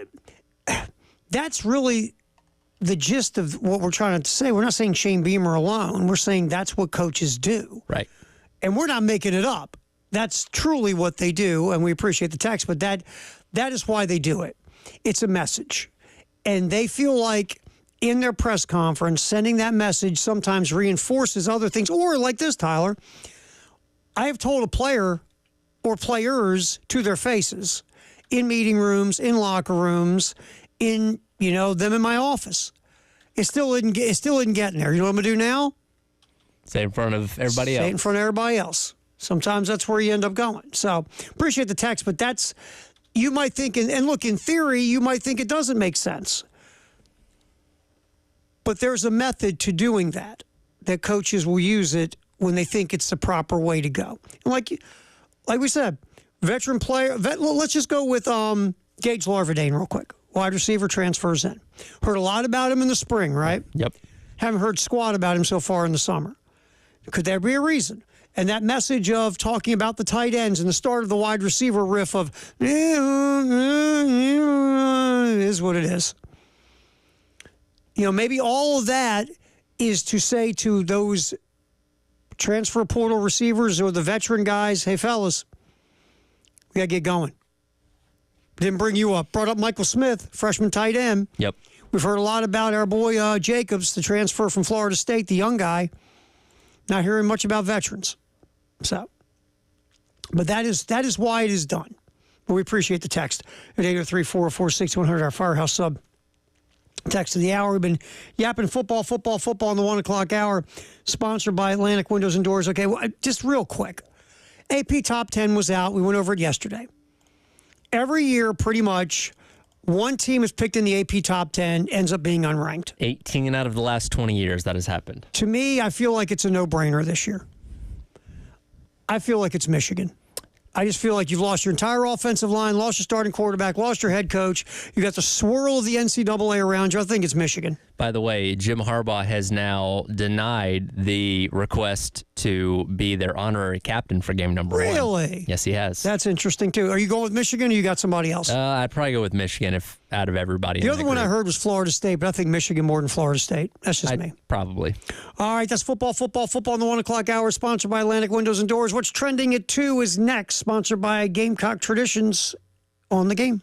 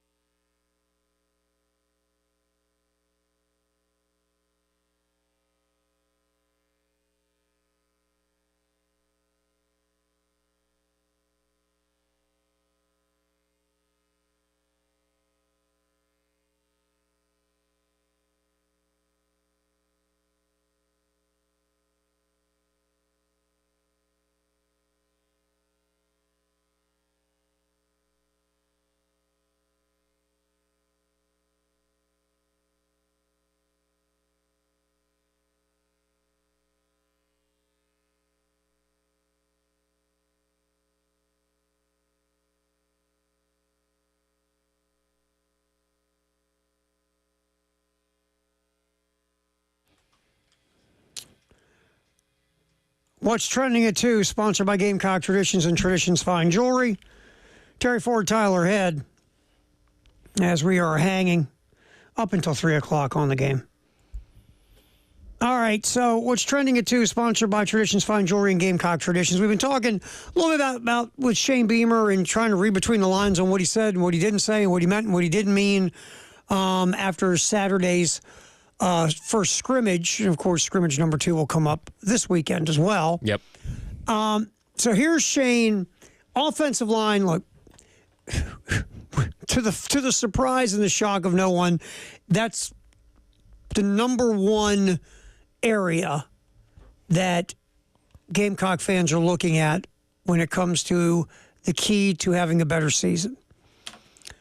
A lot of guys, you got talented freshmen, you got veterans coming back, you got transfer portal dudes.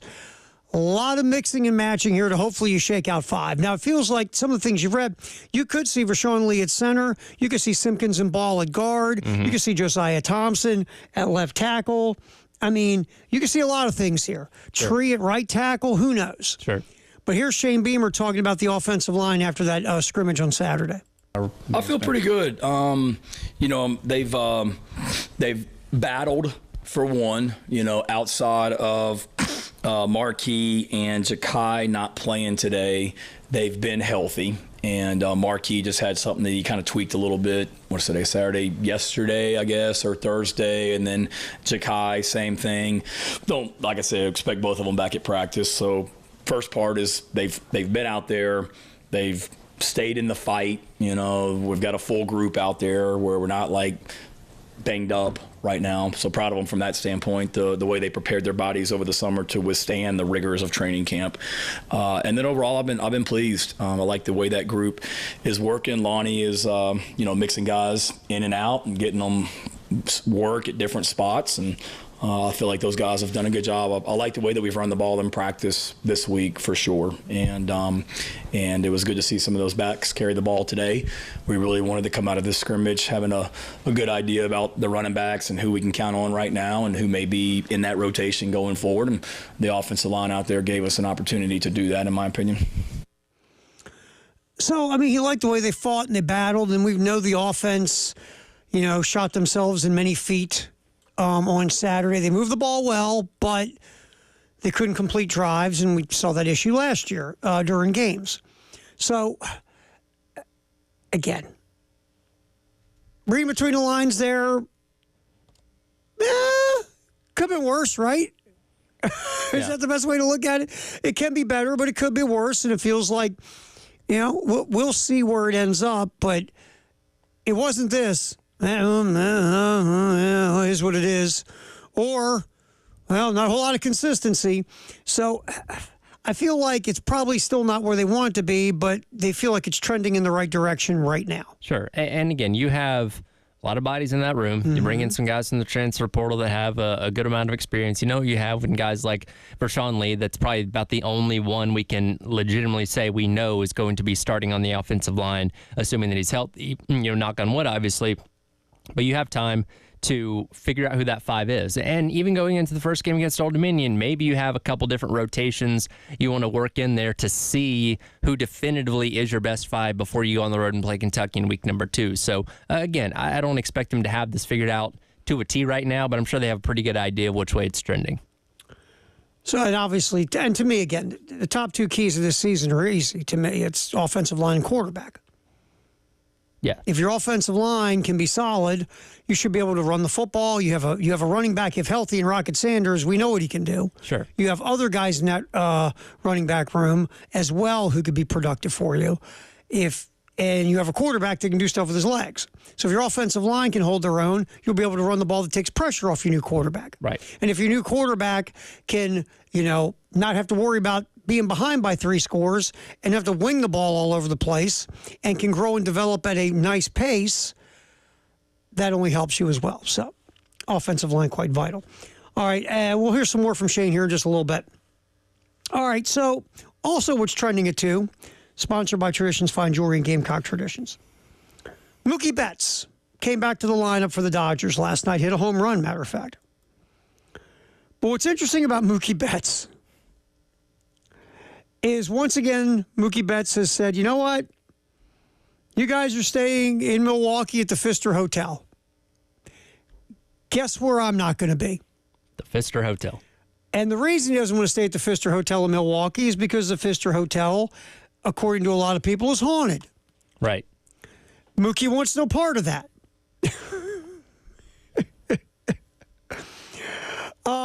And it's not just players. There are people that think this hotel is seriously haunted. Right. Now it's a high level hotel. I looked it up. It costs you like $311 a night to stay there right now. Yeah. So this thing, it's looked at as one of the grand hotels in America. But there are people who swear it's haunted. None of the players from the Atlanta Braves seem to experience any encounters there. But the team did report like just weird things, like power outages, water pressure issues, lack of hot water, things just have their goofy. But other players swear they've seen a ghost or have had things happen in their room that had to be something supernatural. Right. Well, and if you're Mookie Betts and you're deathly afraid of ghosts, whether the hotel is haunted or not, you're going to always be thinking about that, which is probably not going to let you sleep very well. Like, you're legitimately affecting your performance in game by, depriving yourself of sleep or being paranoid or whatever. So, if he's that deathly afraid of it, I get it. You know what I mean? He's decided to stay elsewhere for the next couple of days. Here's the thing. When you're Mookie Betts, you go like this. Okay, Mookie, I get you. You're that's fine. If you're not Mookie Betts and you're just like a regular person, what the hell's wrong with you? Yeah, I know. Here's the thing. The team, I think, would be willing to make accommodations for Mookie Betts. Sure, he's Mookie Betts. If you're the backup bullpen catcher, then no, you're going to stay your butt in your room. Stay in the hotel. That's right. Carlos Martinez, who played for the St. Louis Cardinals, 2018. The Cardinals, he woke up in the middle of the night, jumped on Instagram saying he'd just been touched by the Pfister ghost. Next day, he plays terribly, blames the Pfister ghost. It's okay. Then you remember Joey Lawrence, the actor? Mm-hmm. Well, he claimed during his 2006 stay at the Pfister, he was awakened in the night by lights and sounds coming from his daughter's toys. Now, here's my question. How drunk were you, Joey Lawrence? How stoned were you, Joey Lawrence? It's pretty bad. Dude, there were lights and sounds coming from my kids' toys. Sure there was, Joey. Megan Thee Stallion had a little fun with the Pfister ghost. She and her entourage did some posts about the ghost haunting experience at the hotel. And she said that she had a ghostly encounter. So anyway, there is stuff about this hotel. And Mookie Betts, he kind of gets creeped out by ghosts, so he decides he doesn't want to stay there. Are you a ghost person? We have established the fact that you're kind of a kook. So are you a ghost person? I've had some bizarre things happen that might be explained by ghosts. I've never seen one myself, but I've had some weird things happen that, would lead you to believe that it was maybe supernatural. Okay, I don't believe in it. I'm not that guy. Okay. But I lived in a house in Youngstown, Ohio. Uh-huh. And I remember I was like in the bathroom. Had only been living there for a little bit. Yeah. And it sounded like there was someone walking in my attic. Yeah. So I got my girlfriend to go up there. No. So I was like, well, that's weird. So I go up in the attic and there's nothing there. And I'm like, okay, that was just, maybe it's the house settling, whatever. But it sounded like someone walking. Yeah. So my son, my oldest at the time, a couple weeks later, was like, hey, Dad. I'm like, what? He goes, get this weird feeling, like, just weird. I can't explain it. Like someone's looking at me. I go, who? He goes, nobody's there. I just have this weird, just like you get that feeling of someone staring at you. I'm like, yeah. Okay. And I check his room for drugs. Yeah. And then like we would leave and go places and come back and the attic light was on. Mm-hmm. We're like, who turned the attic light on? Yeah. And everybody's like, well, nobody did. It was a little strange. So then we're talking to the landlord, the guy we're renting the house from. Right. Nice older guy. and he's like, we're talking about, we're not talking about any of this stuff. He just brings up in passing about the house. He goes, yeah, he goes, he goes, I had trouble renting it for a little while. And it's like, well, why? He goes, well, young boy got sick and died in the house. Oop. Like, That's comforting. Okay. Could have told me that before I signed the lease. Yeah. So again, that leads to then everybody in the family thinks, okay, this boy is there haunting the house, Sure, right? That sure. was the thought. Like, do I believe in that stuff? No, but we had some weird stuff going on in that house. I ain't gonna lie to you. Yeah. It was a little strange. Yeah. No, we Nobody got stuck in the TV like Poltergeist or anything. But my mom's grandmother's house, old house built like early 1900s, late 1800s or whatever, old farmhouse type thing. There was always the family story that an old man had died there a long time ago, went crazy or something like that, that he had hid some money somewhere and his ghost came back looking for it. And I never saw him, but everybody in my family has their own ghost story about seeing him in some way. So that's wild. Yeah, and this house too. The guy did say like the bedroom my oldest son was in, that was the kid's bedroom. Right. So again, you start to think, oh my God. And then I rented my attic to a buddy of mine who worked with me at the radio station in Youngstown, Ohio. And he even said he got creeped out he rented the attic from me for like $100 a month or beer or whatever I took every month. And he even said every now and then I get a little creeped out in that attic. And it was just like, so again, I don't believe it, but there was a little weirdness going on there, man. that is bizarre. A little weird. Well, like your family. Everybody's running into a ghost. Some guy looking for money. All right, what's trending at 2, sponsored by Traditions Fine Jewelry, Gamecock Traditions. Get back some more South Carolina stuff. Shane Beamer talking about the difference in running his first scrimmage now in year 4 compared to running his first scrimmage in year 1. We'll get to that, Shane's thoughts there. And also, an NFL franchise is worth a lot of money. A lot of money. And we'll tell you how much money they're worth. That's coming up next as well. It's What's Trending at 2, sponsored by Gamecock Traditions and Traditions Fine Jewelry. It's a halftime show till 3 on the Game.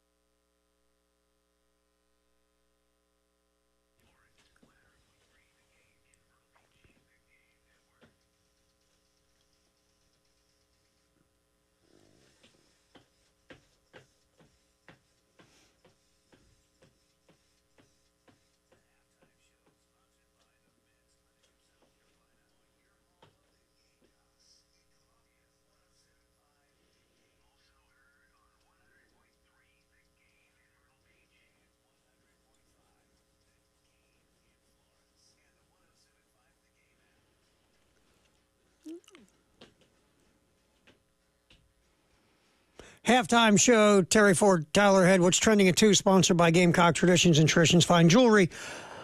All right, so Shane Beamer, obviously talking after the scrimmage on Saturday, hit a variety of stuff.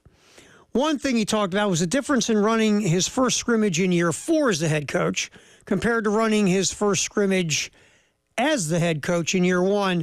Here's Shane with the differences in those two situations. Oh, let's see, what cut was that, Tyler? That was cut 17. Let's hit that baby.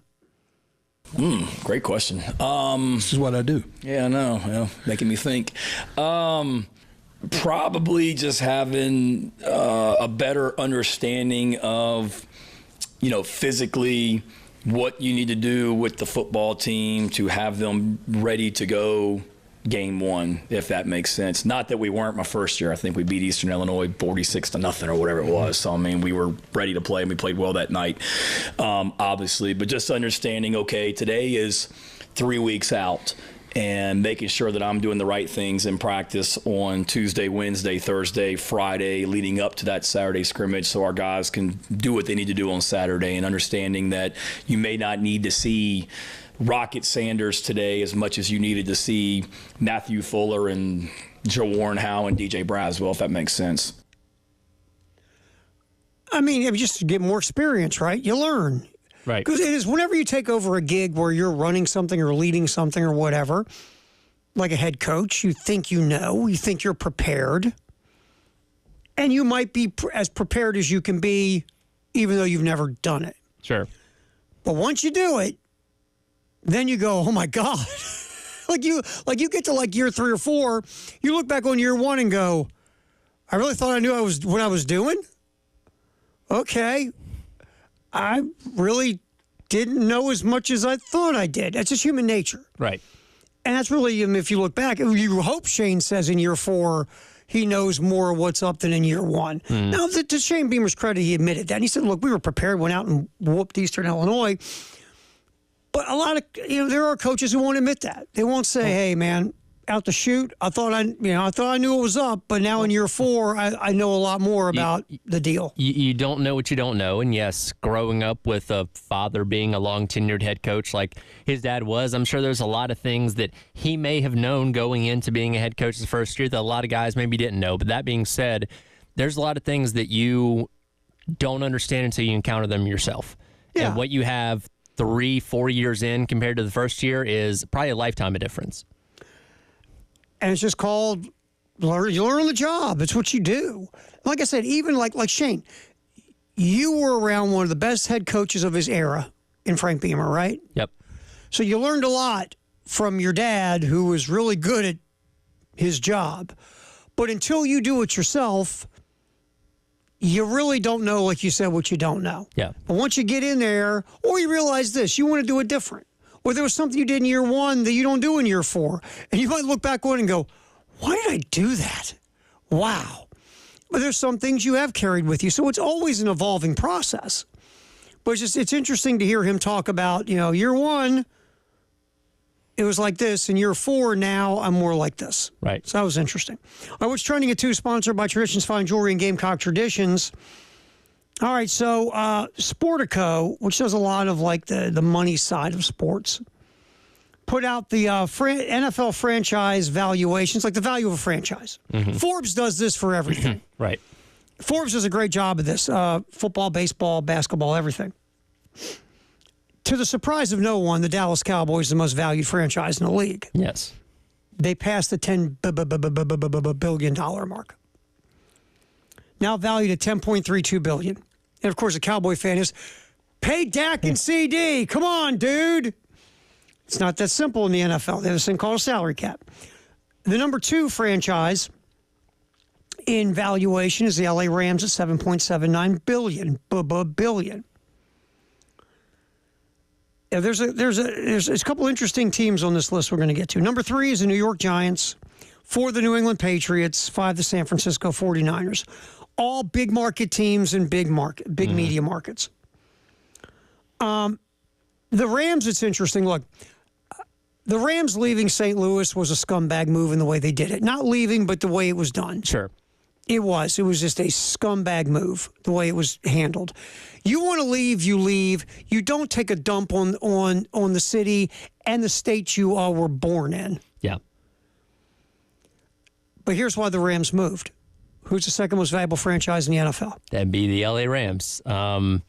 Sure, location has a lot to do with that. Sitting in media market number 2. Again, I got no problem. You want to move your business to make more money. That's fine. Well, But it's different because you know what you're doing? You're taking something that matters to the public and ripping it out of the city. yeah. That's different than just moving your business. And the way you did it, not showing the care and consideration you should have shown as you were scumbagging your way out of town, to me is just not acceptable. Yeah, and Stan Kroenke made it pretty evident from the get-go. He had no intentions of trying to make it work with St. Louis because I know they said, oh, well, if you build a stadium and all that kind of stuff, but that was never going to happen. No, he didn't. He did everything he could to make St. Louis not be able to fulfill those obligations because he wanted to go to L.A. Right. But it worked. Number 2 most valuable franchise in the NFL. And then you look at, again, the Giants in New York, New England up in Boston, the 49ers in the Bay Area. Then number 6, the Jets. Again, New York. I find this one interesting at 7, the Miami Dolphins. No one would think of the Dolphins. It's $6.76 billion. Yeah. For the Dolphins. Again, that town loves the Dolphins. That was like the first professional sports franchise to land in that city. Mm-hmm. So the Dolphins are sitting at 7th. Philadelphia and Washington, again, not a shock, Philly and D.C., are 8th and 10th. You want to know number 9? Go for it. You wouldn't get it. I wouldn't get it if you said terror. If I didn't have the list in front of me. Vegas Raiders. Really? According to Sportico. Again, another team that moved to greener pastures. Sure. Of course, they scumbagged their way out of town in Oakland. They did, but, Vegas is a little more of an attractive place than Oakland, California is. No offense. I feel so bad because that is one of the most passionate fan bases in the NFL, the Oakland Raider fan base. And for the Davis family to do what they've done to that fan base is hard. And it wasn't just an abrupt exit. They strung them along for several years because I remember it felt like for about 3 years there, every final regular season game at the Coliseum was like, is this the last time the Raiders play in Oakland? And then they finally eventually left Oakland to go to Las Vegas. But yeah, that was a long, drawn out process. It was a slow, painful death. Slow, painful death. And again, like you said, a passionate fan base that has withstood a lot of crap from that organization for a long time. Yeah, and look, don't get me wrong. The political folks in Oakland didn't help this. Sure. A lot of people screwed this up in Oakland because now the A's are leaving. Yeah, well, and that stadium is it's a dump. An embarrassment. It's awful. The stories of you flush a toilet in some place and sewage runs out of another place. It just the place is the dump. rats look at the Coliseum and say, that's disgusting. I don't want to go in there. The rats are boycotting. The rats are picketing, saying this place is unlivable. All right, so that's the Cowboys, to no one's surprise, the most valuable franchise in the NFL.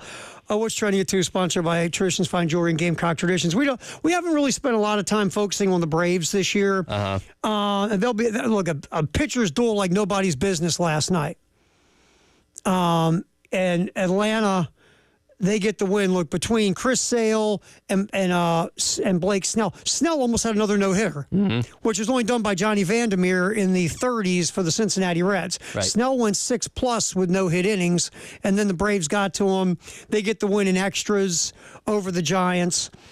Game you hear on our sister station, ESPN Radio 1320. Braves will do it again tonight. Charlie Morton, who has been underwhelming this year, takes on Kyle Harrison, young starter for the Giants. Again, a late start out in the Bay. Right now in the National League, obviously the Braves, are 7 behind the Phillies. But more important, you have to look at the wild card standings in the National League. And the Braves have been struggling lately. And that's a compliment. When you blow a 75-run lead to the Rockies, that's not good. Atlanta right now sitting in the 3rd wild card spot, a game ahead of the Mets, 2.5 ahead of the Cardinals and the Giants. So this is for wild card purposes. This is a big series in San Francisco. Yeah, and fortunately the Mets have been scuffling at the same time too. So everybody's kind of falling on their face all at once. It's not scuffling. Diamondbacks and Padres. Right. They've been crushing it since the All-Star break. So that's what you got with the Braves. And look, it's the Braves have been really good, obviously, for a multitude of time. And every now and then, though, you just have a year where the baseball gods squat on you. And whether it's injuries, guys who were – look, the entire lineup has gone to the dumper. Mm-hmm. After putting up all those numbers last year on offense, except Ozuna, everybody's scuffling. I mean, Austin Riley finally got it going after a really slow start. But offensively, they're not getting it done. They've had injuries all over the place. Bullpen has been, it's been a rough year, man. But they're still hanging on. If they make the playoffs, great. I'm not expecting much out of them if they get there. But you know what? Last time they won the World Series, they won 88 games. That is true. And they were sitting at 500 when Acuna got hurt. With all the same moves at the trade deadline. And guess what? So, look, all it is about baseball now is get in the tournament. But no one's got a lot of expectation sitting here in mid-August what could happen with the Braves. All right, what's trending at 2 is sponsored by Gamecock Traditions and Traditions Fine Jewelry. We'll come back. I believe today's the 13th of August, right? Correct. It's the greatest day in the history of the world. Sponsored by 1-800-GOT-JUNK. Next on the Halftime Show, Terry Ford, Tyler Head on the game.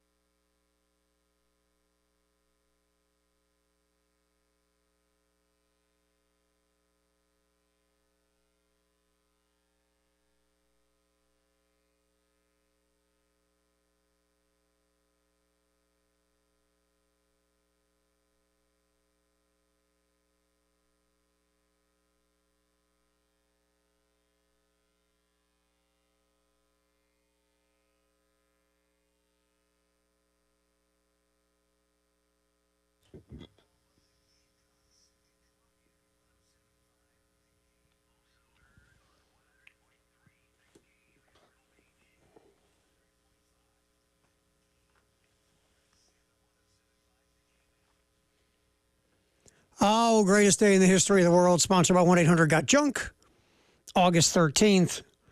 One guy's got a couple of things going on this day. Hit it, Tyler. Phelps looks like he's passing Crocker.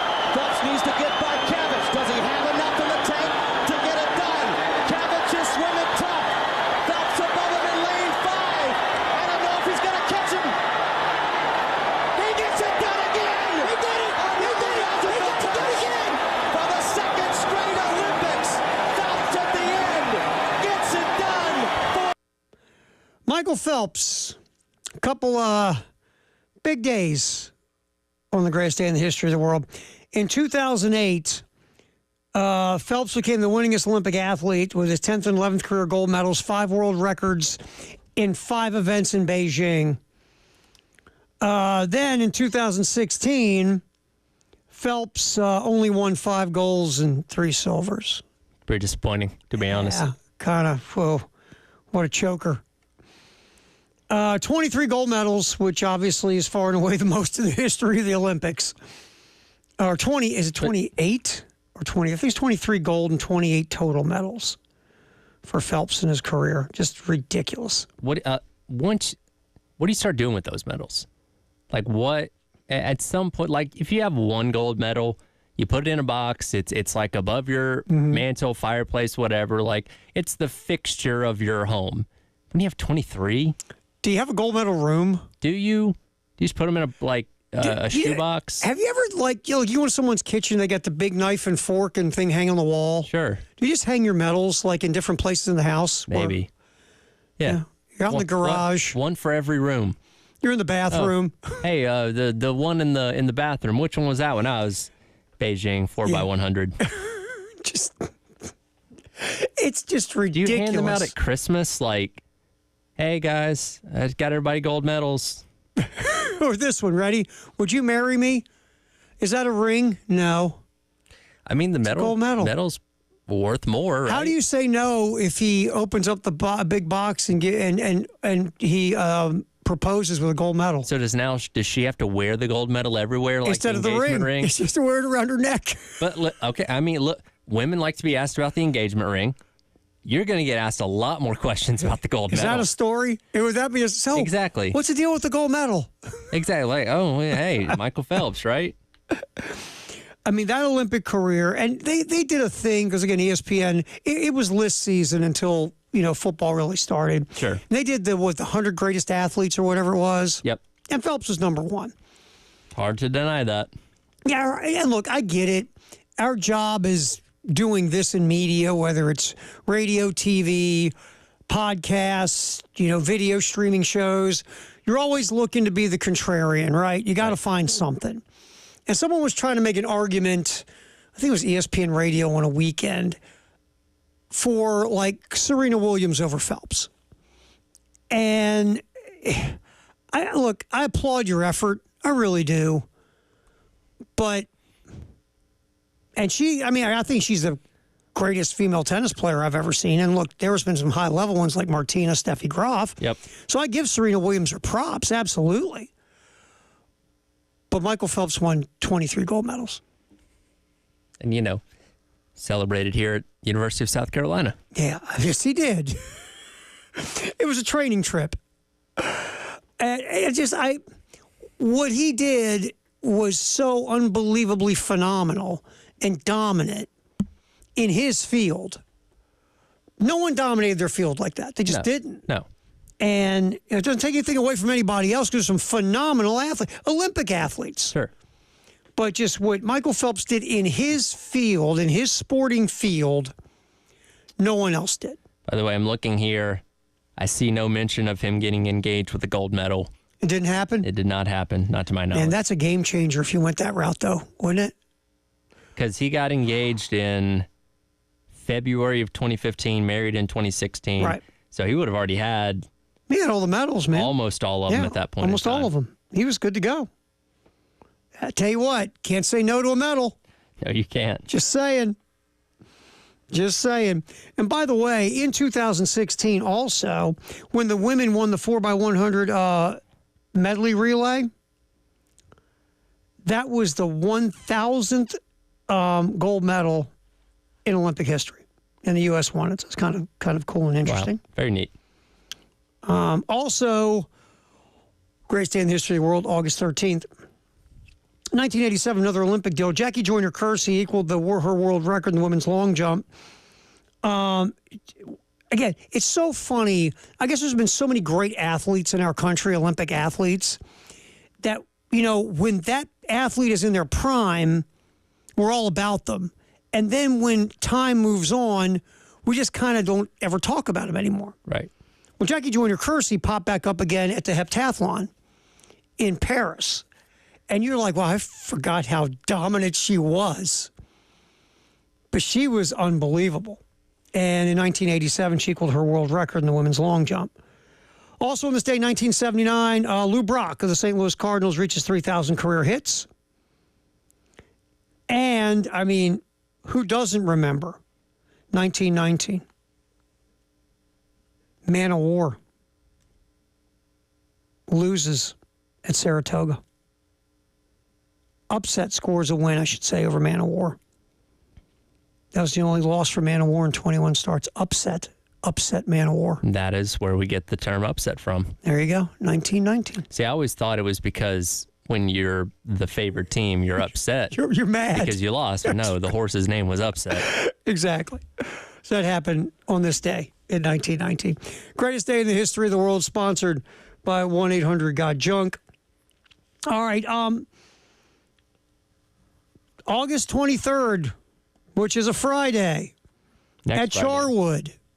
Yeah, a week from this Friday. Yep. Matter of fact, at Charwood, our summer classic, our golf tournament, our golf outing, I should say. It's not like a tournament. You're not winning you win a trophy.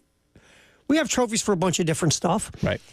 You come on out, you have fun with us. We feed you some lunch. We'll raffle off some South Carolina football season tickets, and we'll give out some other stuff too. We got some merch. So that is this week from this Friday, August 23rd at Charwood. It's always a good time. 803-755-2000. Set up your foursome. Weather-wise, I think the National Weather Service said no matter what, it will be sunny and beautiful over Charwood. Guaranteed. On Thursday, August 23rd. So, yeah, jump on in with us, have some fun. 803-755-2000. It's always, we typically go over the amount we're supposed to have because Rock and the guys, there's a set amount of foursomes. We always end up going over it by a little bit. So get on in, call up, set up your foursome, 803-755-2000. Again, that is Friday, August 23rd, our Summer Golf Classic at Charwood. We'll get back in here, our Firehouse Subtext the hour. We might even yip a little bit in our handoff with Jay Phillips. The post-game show, of course, Elijah not here. I believe it's David Cloninger today. Hanging out. Shouldn't you know that? I think it is. Or is it Jack Velcher today and Cloninger tomorrow? Great question. You know what? You should ask the PD. I should probably ask the PD. Because he should know these things. Well, he's probably not in his office. Yeah, he's an empty button-down shirt. What does he know? Jeez, seriously. I know it will not be Mike Gillespie today. That much I do know. But, let's see. David Cloninger today. And I believe Jack Veltri for Wednesday. That's how it goes down. Post-game show. Now we I had to know. look at my text messages to make sure I knew what was happening.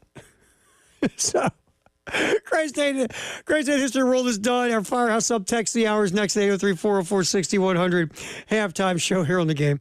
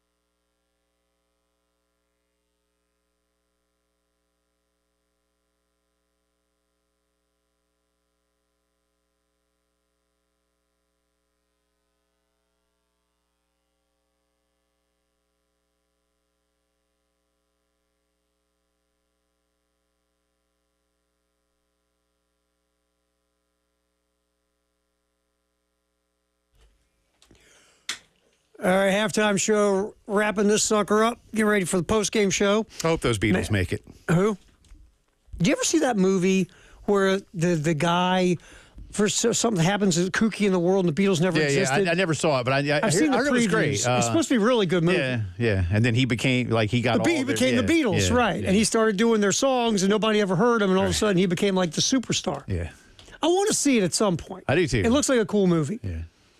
I forget who's in it, but yeah, I saw the previews. I'm like, I want to see that. I never have. That's a good story, Yeah, so, like I always say, anymore Or you in could my just, life, get really, really talented and write all those songs like the Beatles did. Especially, it's boring. Just steal from them. Mostly. Come on, man. Lennon and McCartney, but Yeah, well, every now and then George Harrison contributed something. George and Ringo both. I mean, the funniest thing, really quick, got to go on some stupid tangent, but I remember, what was it, when Ringo was put in the Rock and Roll Hall of Fame, McCartney was the one that introduced, and the reason they put him in the band was, he's a good drummer and all, but he just looks so cool. Well, he was a lot better than Pete Best. Yeah, well, he was a lot better drummer, and he had that he had a cool vibe. look. Yeah. He had the vibe. Yeah. He had the glasses. Yeah, they were like, we like this guy. But he was also, because Pete Best got robbed. well, that's what. But Ringo's a lot better drummer. Ringo never got credit because he was like Ringo. The stories that the Beatles tell of having to basically tell Pete, you're fired because we got a guy who's way better than you. Mm-hmm. And then the stories of Mick and Keith talking about how they had to do everything they could in the early days to keep Charlie Watts. Mm-hmm.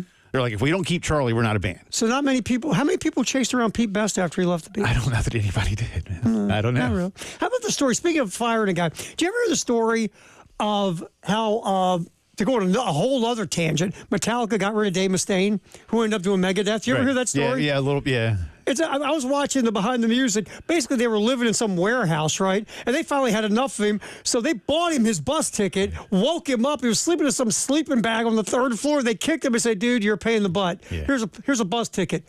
At least it worked Beat out it. for him. Yeah, it went okay for everybody involved. I love a buddy of mine and I used to talk about the Beatles, like back in high school. We've got a couple of silly songs we're going to write here. This one's about a yellow submarine. Who wants to do it? I'll do it, Paul. Like Ringo just something out of nowhere. Or this one's about a garden that's been planted by an octopus. Who wants to do? I'll do it, Paul. Hey, tell you, when Bob Dylan introduced them to hallucinogenics, man, it took on a whole new vibe. It worked. It's made them a lot of money. It worked. Well, they were already making a lot of money. You got a special guest today, man. Well, I have a guest. Dude hanging out here. Not too special? I've known him a long time, so how special can he really be? That's what he would say about me. All I know is I thought it was funny. David he brought me a sandwich, I know, though. That's nice. He brought me a sandwich. So I'm walking by. David sits down. I'm walking by, and all of a sudden, you're like, he has his cargo shorts on, and I'm like, what's sticking? He's got a Jimmy John sub sticking out of his pocket. He's doing a Spinal Tap bit. Another great band. Oh, God. I'm going to get us in trouble David now. Cloninger will hang out with you, Post and Courier today. Cloninger comes in for the whole show. It's different when he's on, just for a segment, which is very, that's a regular occurrence. Thank goodness. You know what I'm noticing today? He hasn't gotten tired of that yet. You know what I'm noticing? But today it's a whole movie bit. This just hit me. He doesn't have his Braves hat on. No, it's over there. Oh, it's over there? Yeah. Okay. Yeah. Very rarely do I see David Cloninger without his Braves hat on. I don't think he can. How about last night, man? How about that? That was a great. How about that? That was a great. I didn't stay up for it, but technically this morning. That's it. Yeah, technically, yeah. I did. Well, you got to bounce back after giving up a 37-run lead to the Rockies. Well, I mean, if Chris Sale, but did you see the highlight? I say highlight, the low light of Duvall in center. Yeah. Oh, Jesus. Hey, still in the wild card, still sitting in the third wild card position, sir. The good news, the good news is that Michael Harris does come back to center field this weekend. Yep. By the way, hey David, that cool signal. We're on video stream now. Told you not to do it.